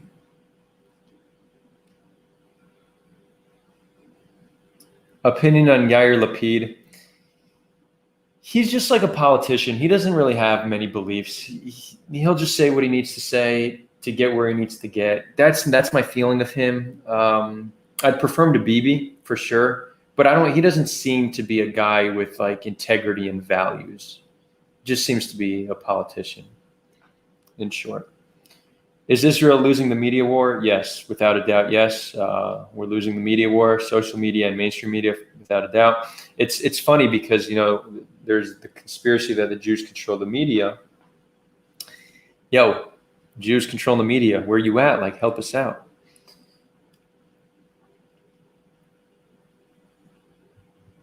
Have you ever smoked weed, and does Israel got any good kush? Because I need y'all to start hitting that peace pipe so we can get peace. Yeah, I smoke weed. Not only do I smoke weed, but I am a proponent of the use of psychedelics for transcendental purposes. Psychedelics have had a profound effect on me, and most people I know agree that they do have profound effects on them. So yeah, I'm an advocate for it, but all substances should be used responsibly. Weed also is very habit forming. I would say that I have struggled with weed addiction for probably 12 years of my life. Now, that doesn't mean I'm smoking all day long. No, I can't, doing Sulha. I also work in high tech. I don't function when I'm smoking weed. So I try to keep my smoking down to minimal. Lately, I've only been getting high once a month. This way, I'm like, I'm more focused and more motivated when I'm not smoking. But weed does give me like different insight on life. I have different ideas. I view things differently. So I give myself once a month. I get really high. I reflect on the month, and I get a lot of insight. That to me is the best way to do it. But it's a slippery slope. So it's possible, if you ask me 3 months from now, I'll be in a point in my life where I'm getting high every night, right? So it really goes back and forth depending. I would like to stay to smoking weed once a month for the rest of my life. That's really all I need. Yeah. And in general, my views on drugs, I think they should be decriminalized or even legalized. They should be regulated. Addicts should be treated as patients and not as criminals. Can you be an atheist Jew? Sure, yeah. I'm pretty much an atheist Jew. I'm an atheist or an agnostic Jew, depending on which God you're defining. But yeah.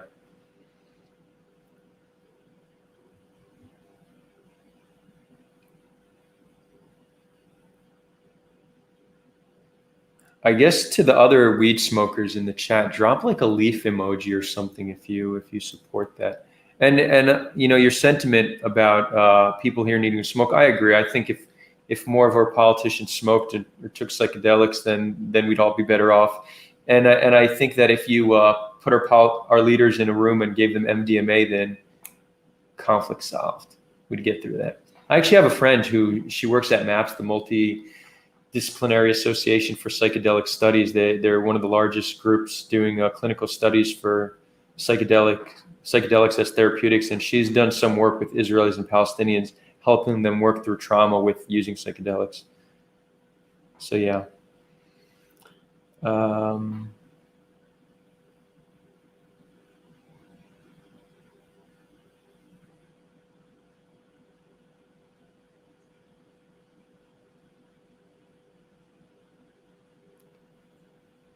Is a single-state solution a kinder, gentler Kahanism? Well, it depends what that one-state solution looks like.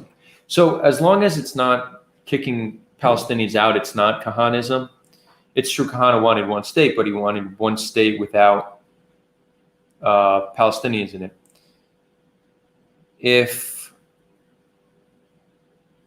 So again, it depends what that one state looks like. If it's one state where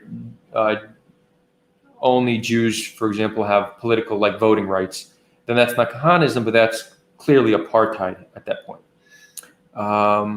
If you have one state that is a binational state with everybody having equal rights, well, no, that's entirely against what Kahana ever would have wanted. What is the current? Is Israel, Maxwell asks, is Israel a settler colony? I keep seeing that pop up a lot this time. As for the exact definition of settler colony, I haven't done extensive research into this. I've heard somebody say it is, but I've heard another case being made it's not. My thoughts on this are as such. The way Palestinians experience Israelis are as colonizers.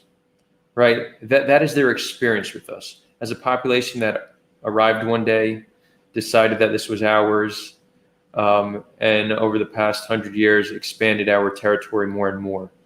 Feels an awful lot like colonialism. What makes us different from a colony is who are we a colony of, right? Jews are indigenous to this land. We returned. So when you have a colony, you have a place to return to. We don't have a place to return to. We are of this land. That's an important distinction for two reasons. One, I think if Jews and Palestinians both acknowledge that we share indigeneity on this land and we're both of this land, then that is something that can unify us. And second, the solution, if we were a colony, it would strengthen calls for Israel to just go home. Like you often hear people say, go back to Europe, go back where you came from. If we were a legit colony of another country, those claims would actually have legitimacy. But because we're not a colony in that sense, telling us to go home just doesn't mean much. We are home.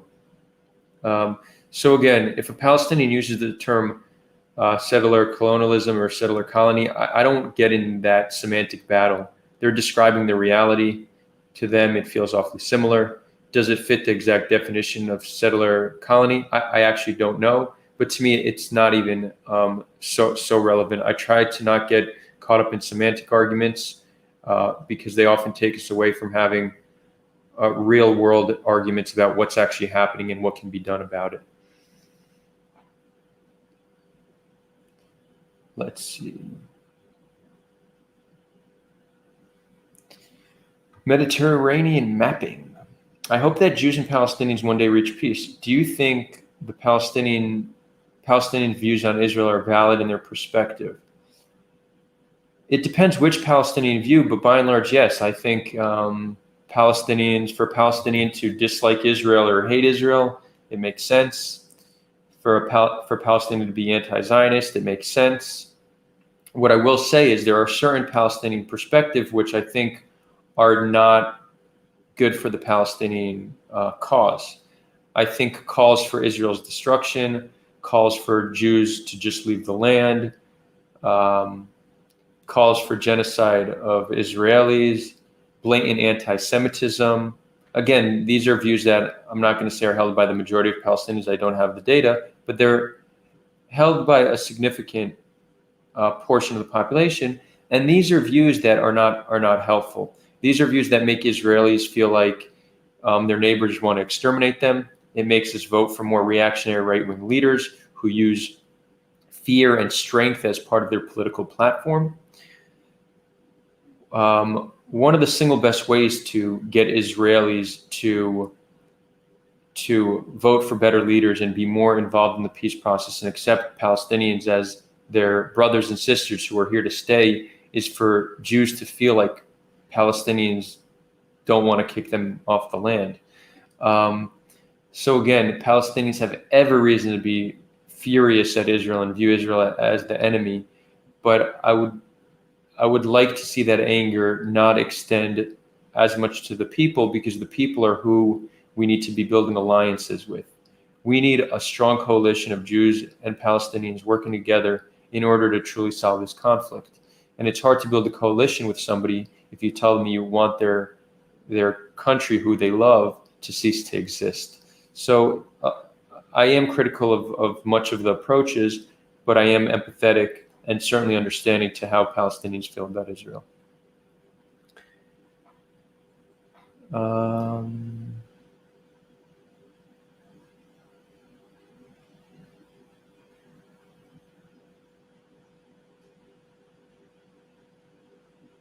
Let's see.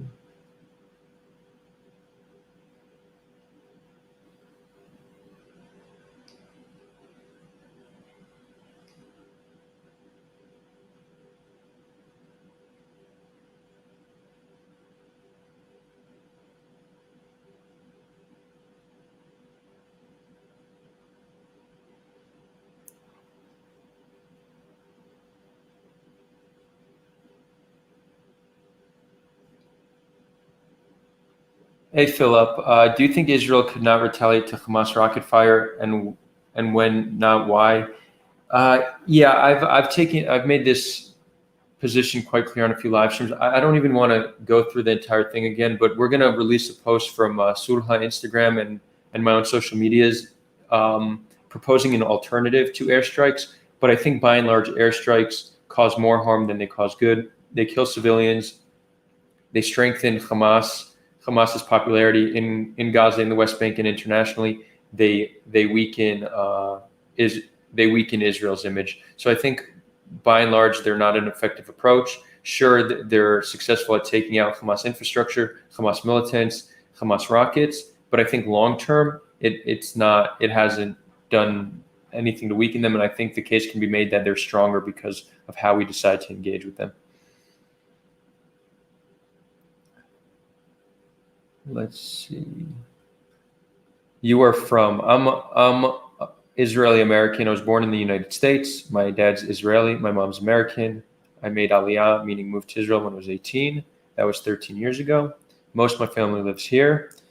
And on my dad's side, we actually moved to Israel in 1812. So I'm technically considered 10th generation Israeli, which is very rare. Do you think Noam Chomsky is fair or too harsh on Israel? I mean, I accept his criticism, I guess the thing with Noam is most of what he's saying is true, but he's using a language that is going to turn off Israelis and Jews. So it's really a question of approach. If Noam Chomsky wants to convince the international community that Israel is doing something wrong, then he's using good language. If he wants to convince Israelis to vote for different leaders or Jews to view Israel differently, then his language probably is not effective. And I think he would gain more legitimacy if he would be stronger in his condemnation for certain things the Palestinian does. But he's pretty much always held the worldview of looking also at things in terms of power. So he's always going to criticize more the group who has more power. So that's really why the vast majority of his focus has been on countries like Israel or America or other Western countries.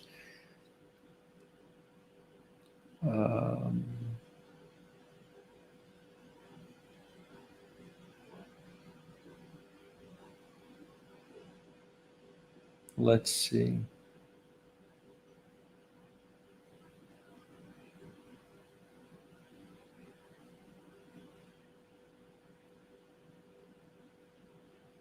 Of Kater saying we're both indigenous, but it's an apartheid system. I agree. We have a system of inequality that is unjust and needs to be solved, without a doubt. No denying that. The question on is Israel an apartheid? So I didn't read the report that just came out, but it seems like apartheid, the way apartheid is defined is not as specific as many make it seem. Like often the rejection of is Israel an apartheid in like amongst the pro-Israel crew is saying, oh, but Palestinians aren't citizens. You need to be a citizen for it to be an apartheid. That, from what I understand, is not true. It's more about the controlling power and one population with an intention to dominate a population. And it seems like there certainly is an application of apartheid. There is a definition of apartheid that can certainly be applied to Israel. We are trying to have a debate on this with Omar Shakir, who is from Human Rights Watch, and another academic who will take the reverse position to really have an intelligent conversation on this. So yeah, I think there's legitimacy to the calls that Israel is an apartheid. I think that case can be made, but it's possible that a strong counter argument can be made as well. That's why we want to host that conversation here. Again, I'm personally not offended by calls of apartheid because I understand that Palestinians are trying to describe their situation as best they can, and whether you want to get into a semantic argument whether it technically is apartheid or technically isn't. Well, to them it's awfully similar. Okay, so even if it's not, is it morally something doesn't need to be an apartheid to be morally reprehensible, right? So I don't like the semantic arguments, and I'm not offended by people calling it an apartheid.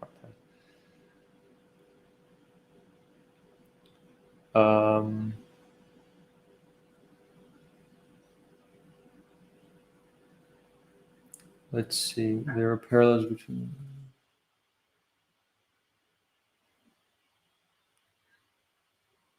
Yeah, so Yoel goes, there are parallels between what's happening in Israel and apartheid. There are also parallels between a soccer ball and the moon. Fair. The question is, how strong are those parallels, right? And most people who are, here's the honest truth. Most people who are taking a strong stance on is Israel in apartheid or isn't, they don't even know the definition of apartheid. They've never read an academic paper on apartheid. They don't know. It's purely reactionary. If you're pro-Israel, you're saying, of course, it's not apartheid. If you're anti-Israel, you're saying, of course, it is apartheid. The vast majority are uninformed in their decisions. So anybody who's very strong in their stance, it is or it isn't, you haven't read academic papers on it, I'd say you need to take a step back, understand there's probably more nuance than what you may think. Again, even if it's not technically an apartheid, which it might be, but if it's not, it's still, the situation is unjust, it's unequal, and we have every right to condemn the current situation. So does it even matter? Probably not as much as people make it seem.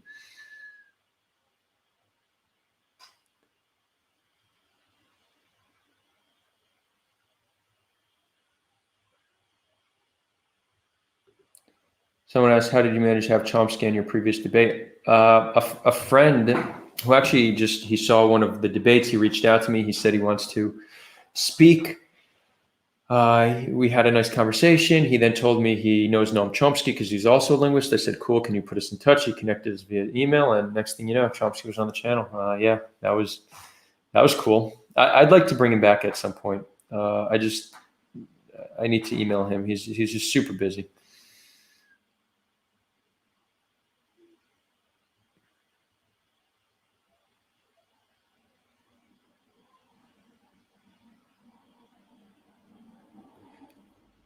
Aaron Lever, this is a great question. Do you think Israelis suffer from a sort of generational post-traumatic stress disorder that blinds them from seeing the suffering of Palestinians? Yes, I do. And I think it's not only generational PTSD, but I think there's two ways to look at collective trauma. One is actually like on a gene level, right? We've proven that trauma can pass two, maybe even more generations through our DNA. So I'm second generation Holocaust survivor. Whatever trauma my grandmother has likely passed on to me to an extent. Who knows? Maybe psychedelics help me work through it. So there's trauma on a gene level. That's one way to look at it. But there's also trauma that's connected to our collective stories. So even if none of it passed on a gene level, just the idea that we know that our people were so severely persecuted and harmed, not only in the Holocaust, but in Europe for hundreds of years prior to the Holocaust, in places in the Middle East. Here on this land, we have a difficult history. So the stories of our difficult past also create a form of trauma that's not passed down on a gene level. So I think we need to look at it in both terms.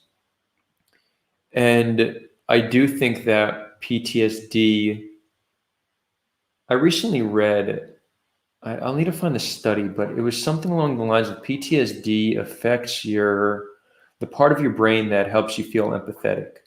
So PTSD makes you less empathetic.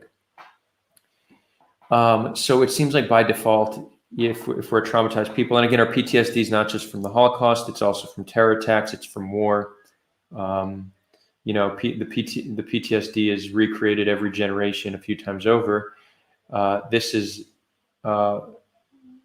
the potential to make us less empathetic, and also, generally speaking, Israelis view Palestinians as their enemy. It's very hard to be empathetic towards your enemy, even if you don't have any PTSD. If you think somebody wants to kill you, generally you're not going to be so friendly towards them. Same goes with the Palestinians. Most Palestinians have PTSD. Gazans, I would say, most Gazans have pretty severe PTSD. And again, this is making them less empathetic towards the Israeli cause. So yeah, it's troubling. Like I truly believe that we do need to look at conflict, not just in terms of peace agreements between governments, but also interpersonal growth, dealing with their trauma, just elevating ourselves as individuals. And there's lots of ways to do that. I think one of the single best things we could do is have the teachings of emotional intelligence, interpersonal growth, cognitive biases, have this be a class that is K through 12, that you learn from the time you're young till you're an adult. To me, this is more important than math and writing. I'm not saying that stuff doesn't have importance, but emotional intelligence and interpersonal growth, I can't think of something more important for humans to know. It needs to be part of our school system.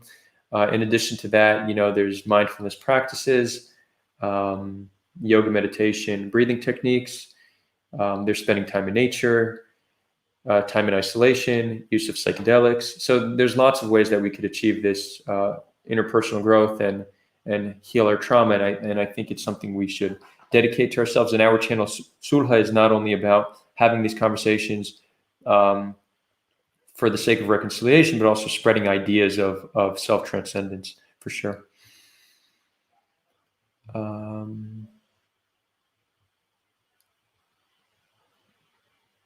Let's see.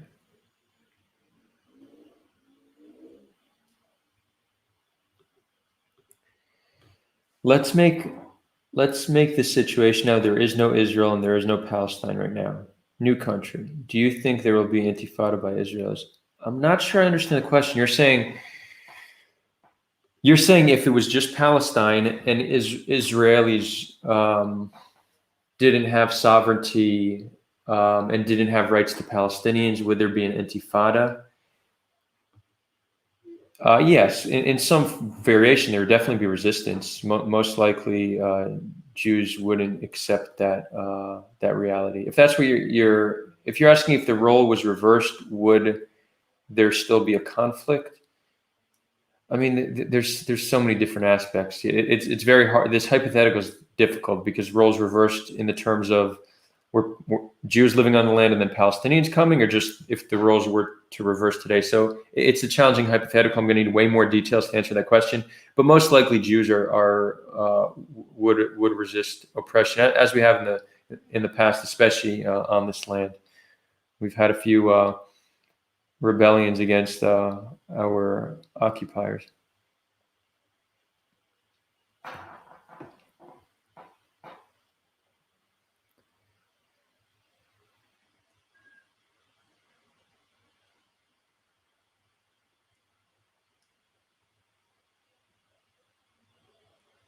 Let's see. Nate Phipps, shouldn't we include other minorities in Israel-Palestine in these conversations? Druze, Samaritans, Armenian, Christian, Palestinian. Yeah, 100%. So we have had a Palestinian Christian on too. We've had Jason Damouni on. We've had Malcolm Marizian on, who's Armenian, Christian, Palestinian. We have not had any Druze or any Samaritans. I am in touch with a Samaritan. He will be on the show sometime in the next few months. And bringing Druze on, it'll happen. But yeah, all people living in Israel need to be part of these conversations, without a doubt.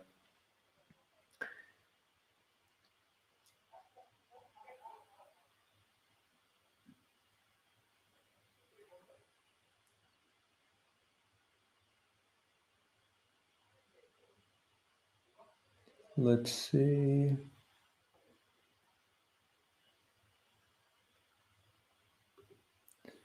Finkelstein and Rudy debate. Can you get this done? Abby Martin, Katie Halper. Yeah, we're actually talking to Finkelstein. I don't think him and Rudy is the best matchup. I think that academics should be matched with other academics, and activists should be matched with other activists, just because the language they use, their knowledge, and their approach should be similar. This is something I learned from the Chomsky-Roshman debate.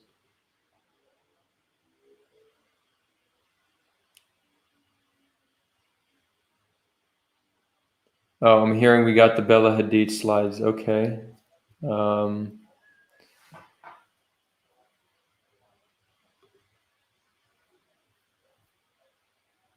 Okay, but Discord has many channels. Where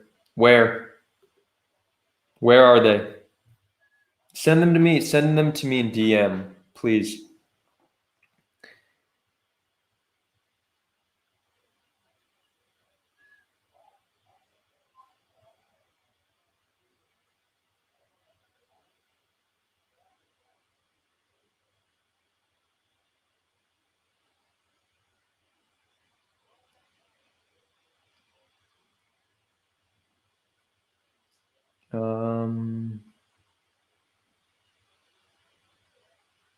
I saw a question I wanted to address. I can't find it.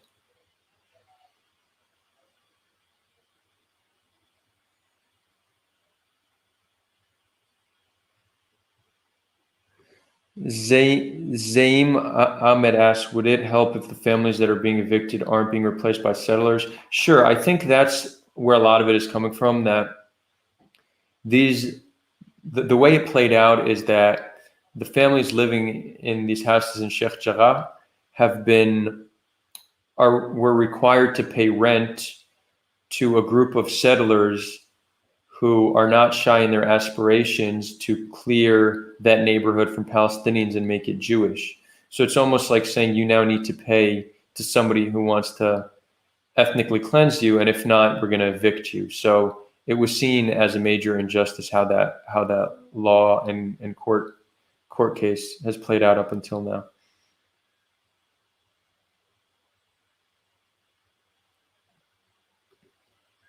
Rez, do you want me to address Israel-Liberia comparison? I can't because I don't know much about Liberia. Sorry. I do know it's a very interesting country that's had a fair share of challenges since their creation, but I don't know more than that.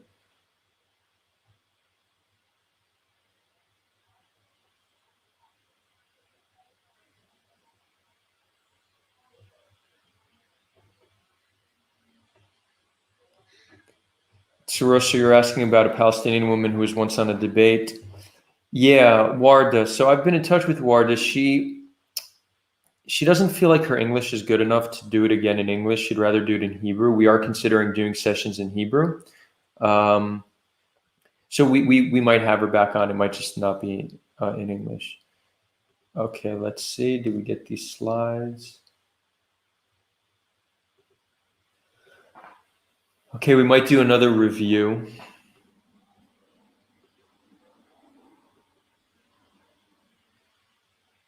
This is a different one.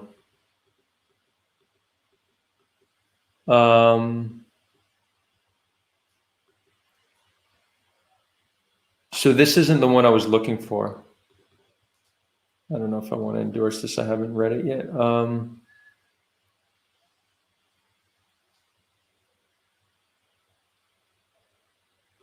It's possible that this is actually a much better take than the original one.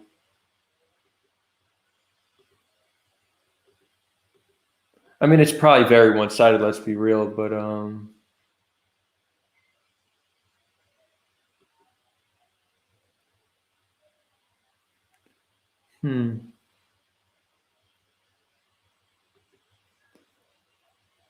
yeah, this look, it's presented in a one-sided way, but it's not entirely like completely out of place. It's not like false information. That's why it's still on Instagram. Let's see. Oh, I got it. Somebody else sent it to me. This is the power of the community. Okay, yeah, this is it. Thank you. We got it. Okay. I actually haven't read this thoroughly, so this is me debunking on the spot. We are going to...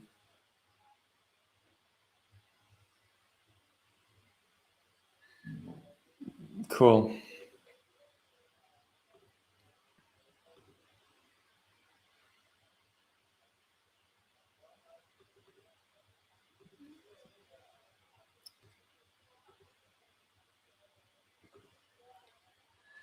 So let's read it. So the woman on the left is asking, and the person on the right is explaining. So aren't Israelis and Palestinians just fighting over religion? They are not fighting. Israelis are the oppressors, and Palestinians are the oppressed, and the situation is about anything but religion.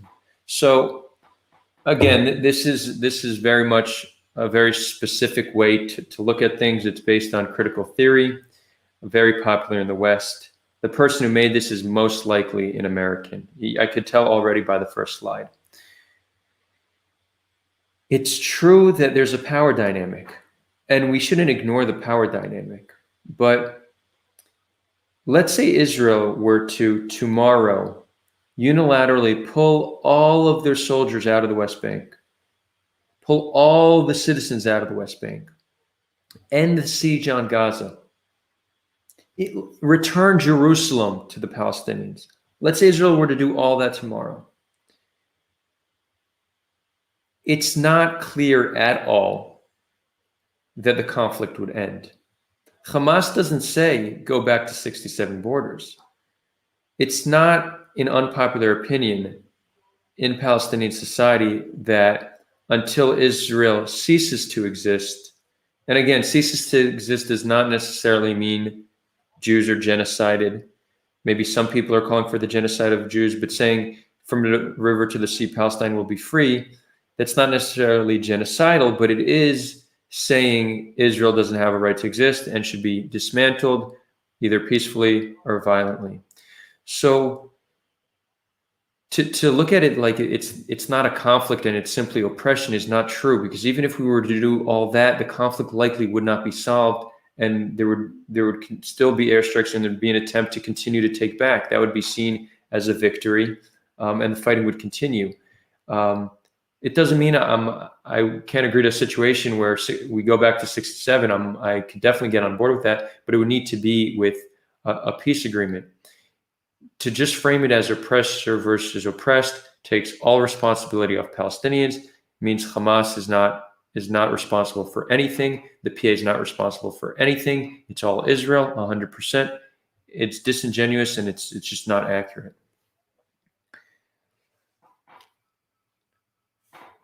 Isn't it just over? And so she also says it's anything but religion. So I agree, it's not primarily religion, but religion definitely plays a role into it.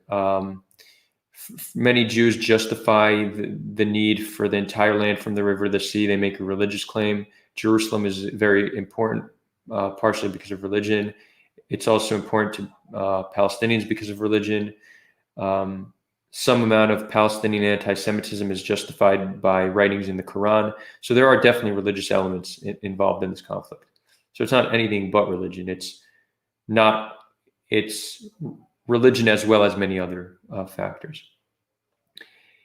Next, she asks, isn't it just an argument over land between Muslims and Jews, though? No, it's not. Before the creation of Israel, and look how they put Israel in quotations. So the people who made this don't recognize Israel's right to exist. They say Israel is not real, not 67 borders, essentially no Israel. It seems to be what they're implying by putting Israel in quotations. Before the creation of Israel, only 73 years ago, Palestinian Christians, Jews, and Muslims all peacefully coexisted in Palestine. The Palestinian Christian community is the oldest Christian community in the world. So that's true to an extent that there was harmony between the local populations living here, but not entirely. Jews were not equal. Jews were second-class citizens in the Ottoman Empire.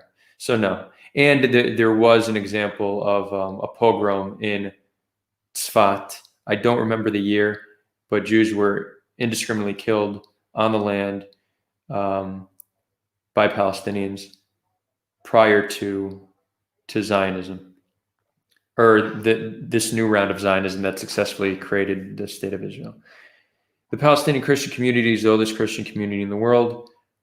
I don't know about that. I've heard people say that this Christian community is connected to the descendants of Jesus, but I've heard somebody say that there's not much evidence to it. I don't know if that's what she's implying by it, but yeah. Oh, there are Palestinian Christians? Yes, there are. There are also Palestinian Jews, like the Samaritans who reside in Nablus. Both are oppressed by Israel. The point is, making the suffering of Palestinians seem like a religious conflict is factually incorrect. I don't know if I have much to critique on this. This seems pretty straightforward. Yeah, I mean, I'm okay with that. So if they're not fighting over religion, what are they fighting over? There is no fighting. Again, there's no fighting. There's only Israeli colonization, ethnic cleansing, military occupation, and apartheid. When I say Israel, I'm referring to a group of people, a group of settlers who are colonizing Palestine. Yeah, so look, whoever made this does not recognize Israel's right to exist. This to me is not helpful Palestinian activism. When Jews see this, they say, we don't have a partner for peace. We can't give any concessions. We definitely can't return to 67, because 67 is not what they want. They want the entire land. They want Israel to cease to exist. They are very clearly saying Israel has no right to exist. I cannot stress enough how harmful this is to the Palestinian cause, because how it makes Jews, yes, Jews, the ones who hold the power currently, how it makes them perceive the Palestinian struggle. Many Jews view Palestinian liberation as a call for Israel's destruction, and this is exactly what they're saying. Again, they're not calling for genocide, that's true, but they're calling for a dismantling of Israel, which again, I'm guessing here, but probably less than 1% of Israelis are on board with and would probably ever be on board with. This is not the path forward if you want to liberate Palestine. It's just not. Israel isn't a country, ? No, they are a settler colony. Settler colonialism is a form of colonialism that seeks to replace the native population of a colonized land with a new society of settlers. This is what Israel is. Palestine is the country they're colonizing. Yeah, so this is just dumb. Israel is a country. You could say it's a country that was created as a result of settler colonialism. You can make that claim, but it's a country. It's like saying the United States isn't a country, or Canada isn't a country, or Australia isn't a country. Actually, most nations probably have some kind of some variation of colonialism or violence in how people obtain the land. That doesn't make it any less a country. So this is just factually incorrect. And they say Palestine, the country there. So many Israelis would say Palestine isn't a country, never has been. Well, that's actually more accurate. Palestine has never been a country, but it's been a territory for a very long time. This doesn't take away from the legitimacy of Palestinian nationalism, but here we see like two mirror images of each other. The extreme Israelis, extreme Palestinians, both saying the other doesn't exist. This rhetoric fuels each other. So this little infographic here is fueling the rhetoric saying Palestine doesn't exist, and the rhetoric saying Palestine doesn't exist fuels this rhetoric. And so, if anybody here is watching this and you're of the people who says Palestine doesn't exist, this is you. You're these people here. You're no different, no better, no more virtuous, no more intelligent. This is you.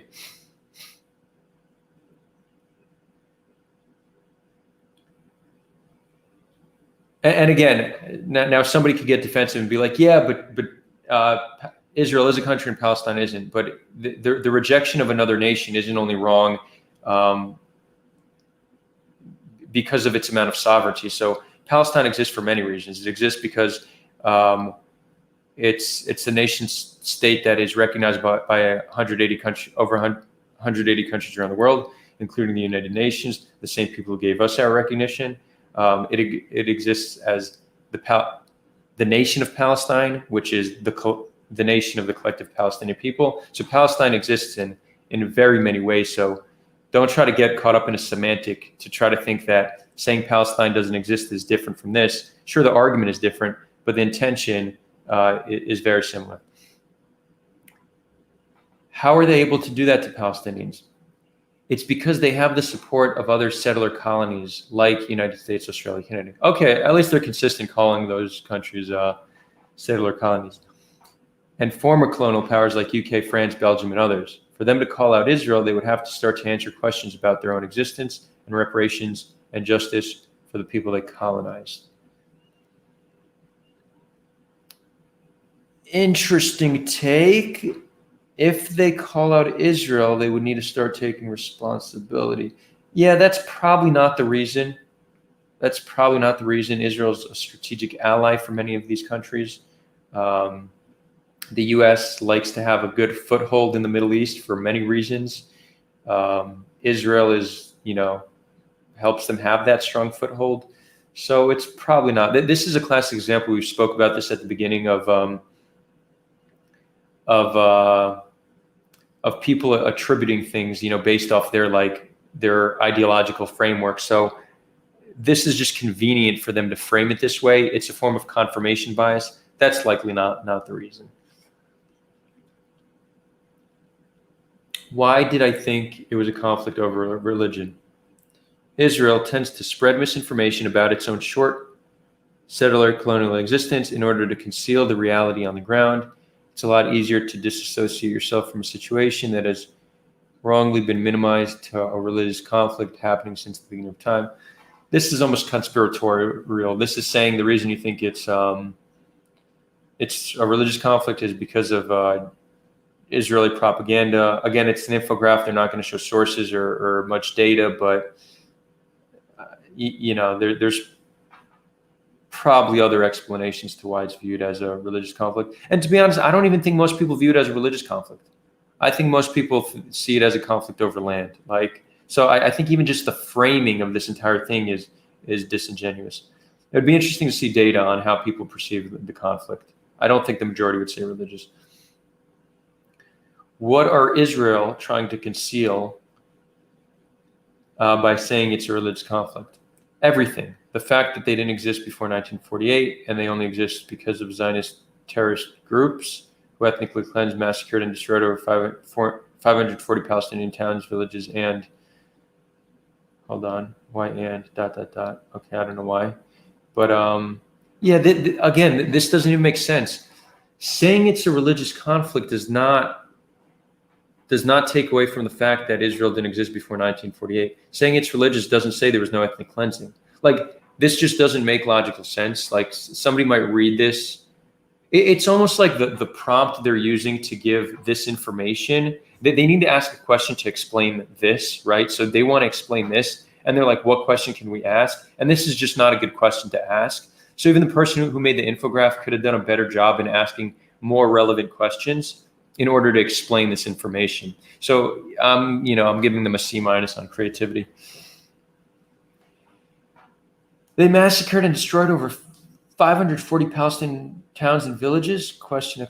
Yes, they're also responsible for the displacement of over 7.2 million Palestinian refugees and deny them their legal right of return. Saying it's a religious conflict denies Palestinians their right to liberation, freedom, and justice. Again, destroying the villages, I don't know the exact number. Without a doubt, Palestinian towns and villages were destroyed, and some amount of Palestinians were ethnically cleansed in 1948. This is true. This is true. But again, this being about religion, like, it's like a non sequitur. It's irrelevant. Saying it's a religious conflict does not deny this. That's not true. Like, I wish they had better arguments. Because here's the thing, Palestinians need good arguments, like good, convincing arguments. These are bad. Responsible for the displacement of over 7.2 million Palestinian refugees. So I think that the way they get to 7.2 million is all the children, all the offspring of the refugees from 48 today equals 7.2 million. So they're responsible for them being refugees by not letting 7.2 million Palestinian refugees return. So again, Israel's not going to let 7.2 million people return. That will double their population and create a major demographic issue. But it's a little bit disingenuous to say 7.2 because it kind of frames it as if this is how many they displaced. The reason they're saying displacement is because they're not letting them return. It's vague territory, right? Like, they're not lying, but the framing comes off as a little disingenuous. Israel is responsible for over 7.2 million Palestinians being refugees. Yes, Israel tries to minimize what's happening to religious conflict to draw attention away from the fact that they are a settler colony still in the process of brutally colonizing Palestine. So here they had an opportunity to clarify what they mean by 7.2 and they decide not to. So yeah, I'm going to double down on the fact that that's disingenuous framing. And again, they're stuck on this whole religious conflict thing. Like, I don't know where this comes from. Like, can someone back up this claim? Do we have information? Some people say it's religion. It's just like the simplest way to explain it. It's not. It being about religion doesn't take away from any human rights abuses. So it's like the claim you're making just doesn't make sense. Please do your research. There's so much misinformation out there and a lot of lies. You should have done your research and made a better argument. This thing isn't entirely false. There's truth to it. I'm gonna give this a C+ if I'm gonna rate the entire thing. Ultimately, this is not going to make people more educated about Israel and Palestine. It's going to give them an unnuanced perspective of the conflict, ultimately. Okay, and we're back.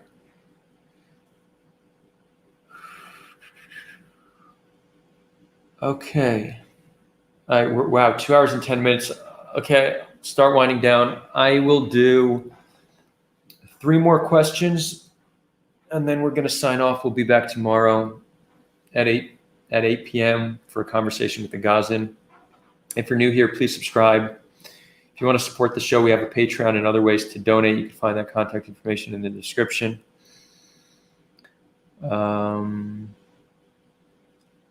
Last 3 questions.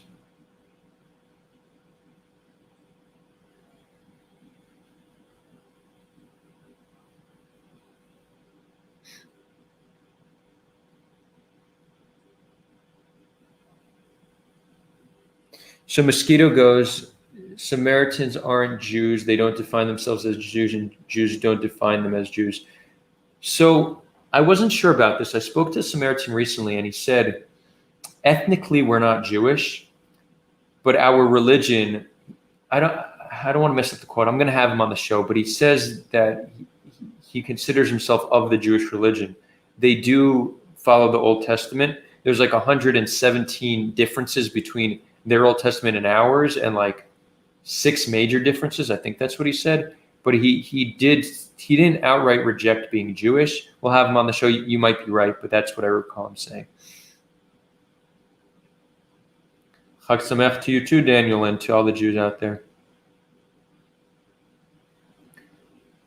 Israel did exist before 48. Not the state of Israel. There was a kingdom thousands of years ago, sure, but people are talking about the state of Israel, generally speaking. So you're right. It is an important nuance that Jews returning and recreating a state is regaining sovereignty over a land they had sovereignty on 2,000 years ago. That's true, but it's not inaccurate to say Israel didn't exist before 48.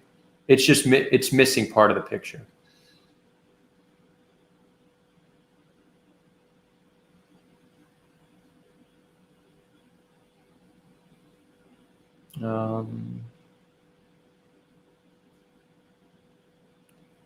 Let's see. George asked, in 5, 20, 50 years from now, how do you imagine the situation might look like? I really don't know. Like, the conflict could be solved way faster than we think. It could be solved within this decade. Often conflicts that seem unsolvable, like you hit tipping points, you have peace agreements, like the world is changing very fast. It could be solved within 10 years, but it also might take another 100 years. And I'm just being completely honest. It's so hard to say. I hope that I die in a world where we have peace on this land. Am I sure that will happen? No. But I will dedicate my time trying to help that become a reality. And that's what we're doing together, right? It's about all of us working together. Whoever's new here, we're a community project. Sulha really just works to reconcile between people in conflict. And whoever wants to get involved in our community and volunteer and help us out and even contribute content, just reach out to me. You can find my contact information in the description.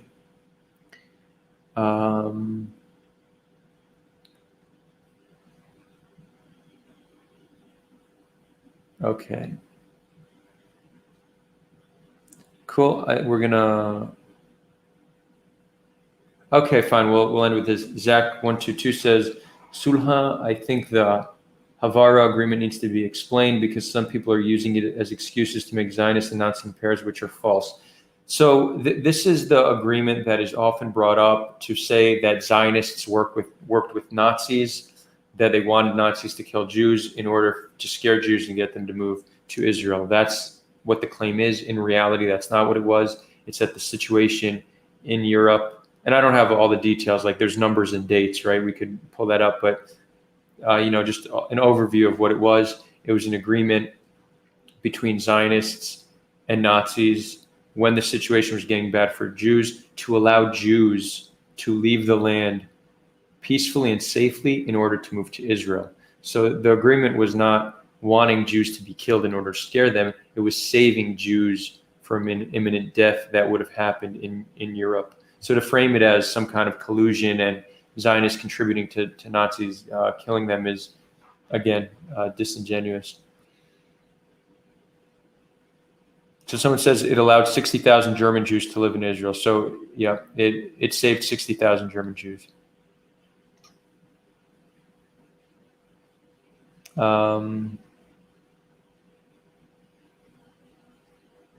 Okay, I'm gonna wind it down. I just realized in an hour I'm going on somebody else's show to speak to her about the conflict. Actually, let me drop a link. Maybe you guys want to join there. If you're still interested in this stuff, you could you could follow Mona. Mona is a comedian living in London, and I'm going to be on her show. I've been on a few times. So if you want more Israel-Palestine conflict, if you're not tired of me, come see me on Mona's show. I just dropped the link in chat. Signing out, friends. See you again tomorrow at 8 p.m. Much love.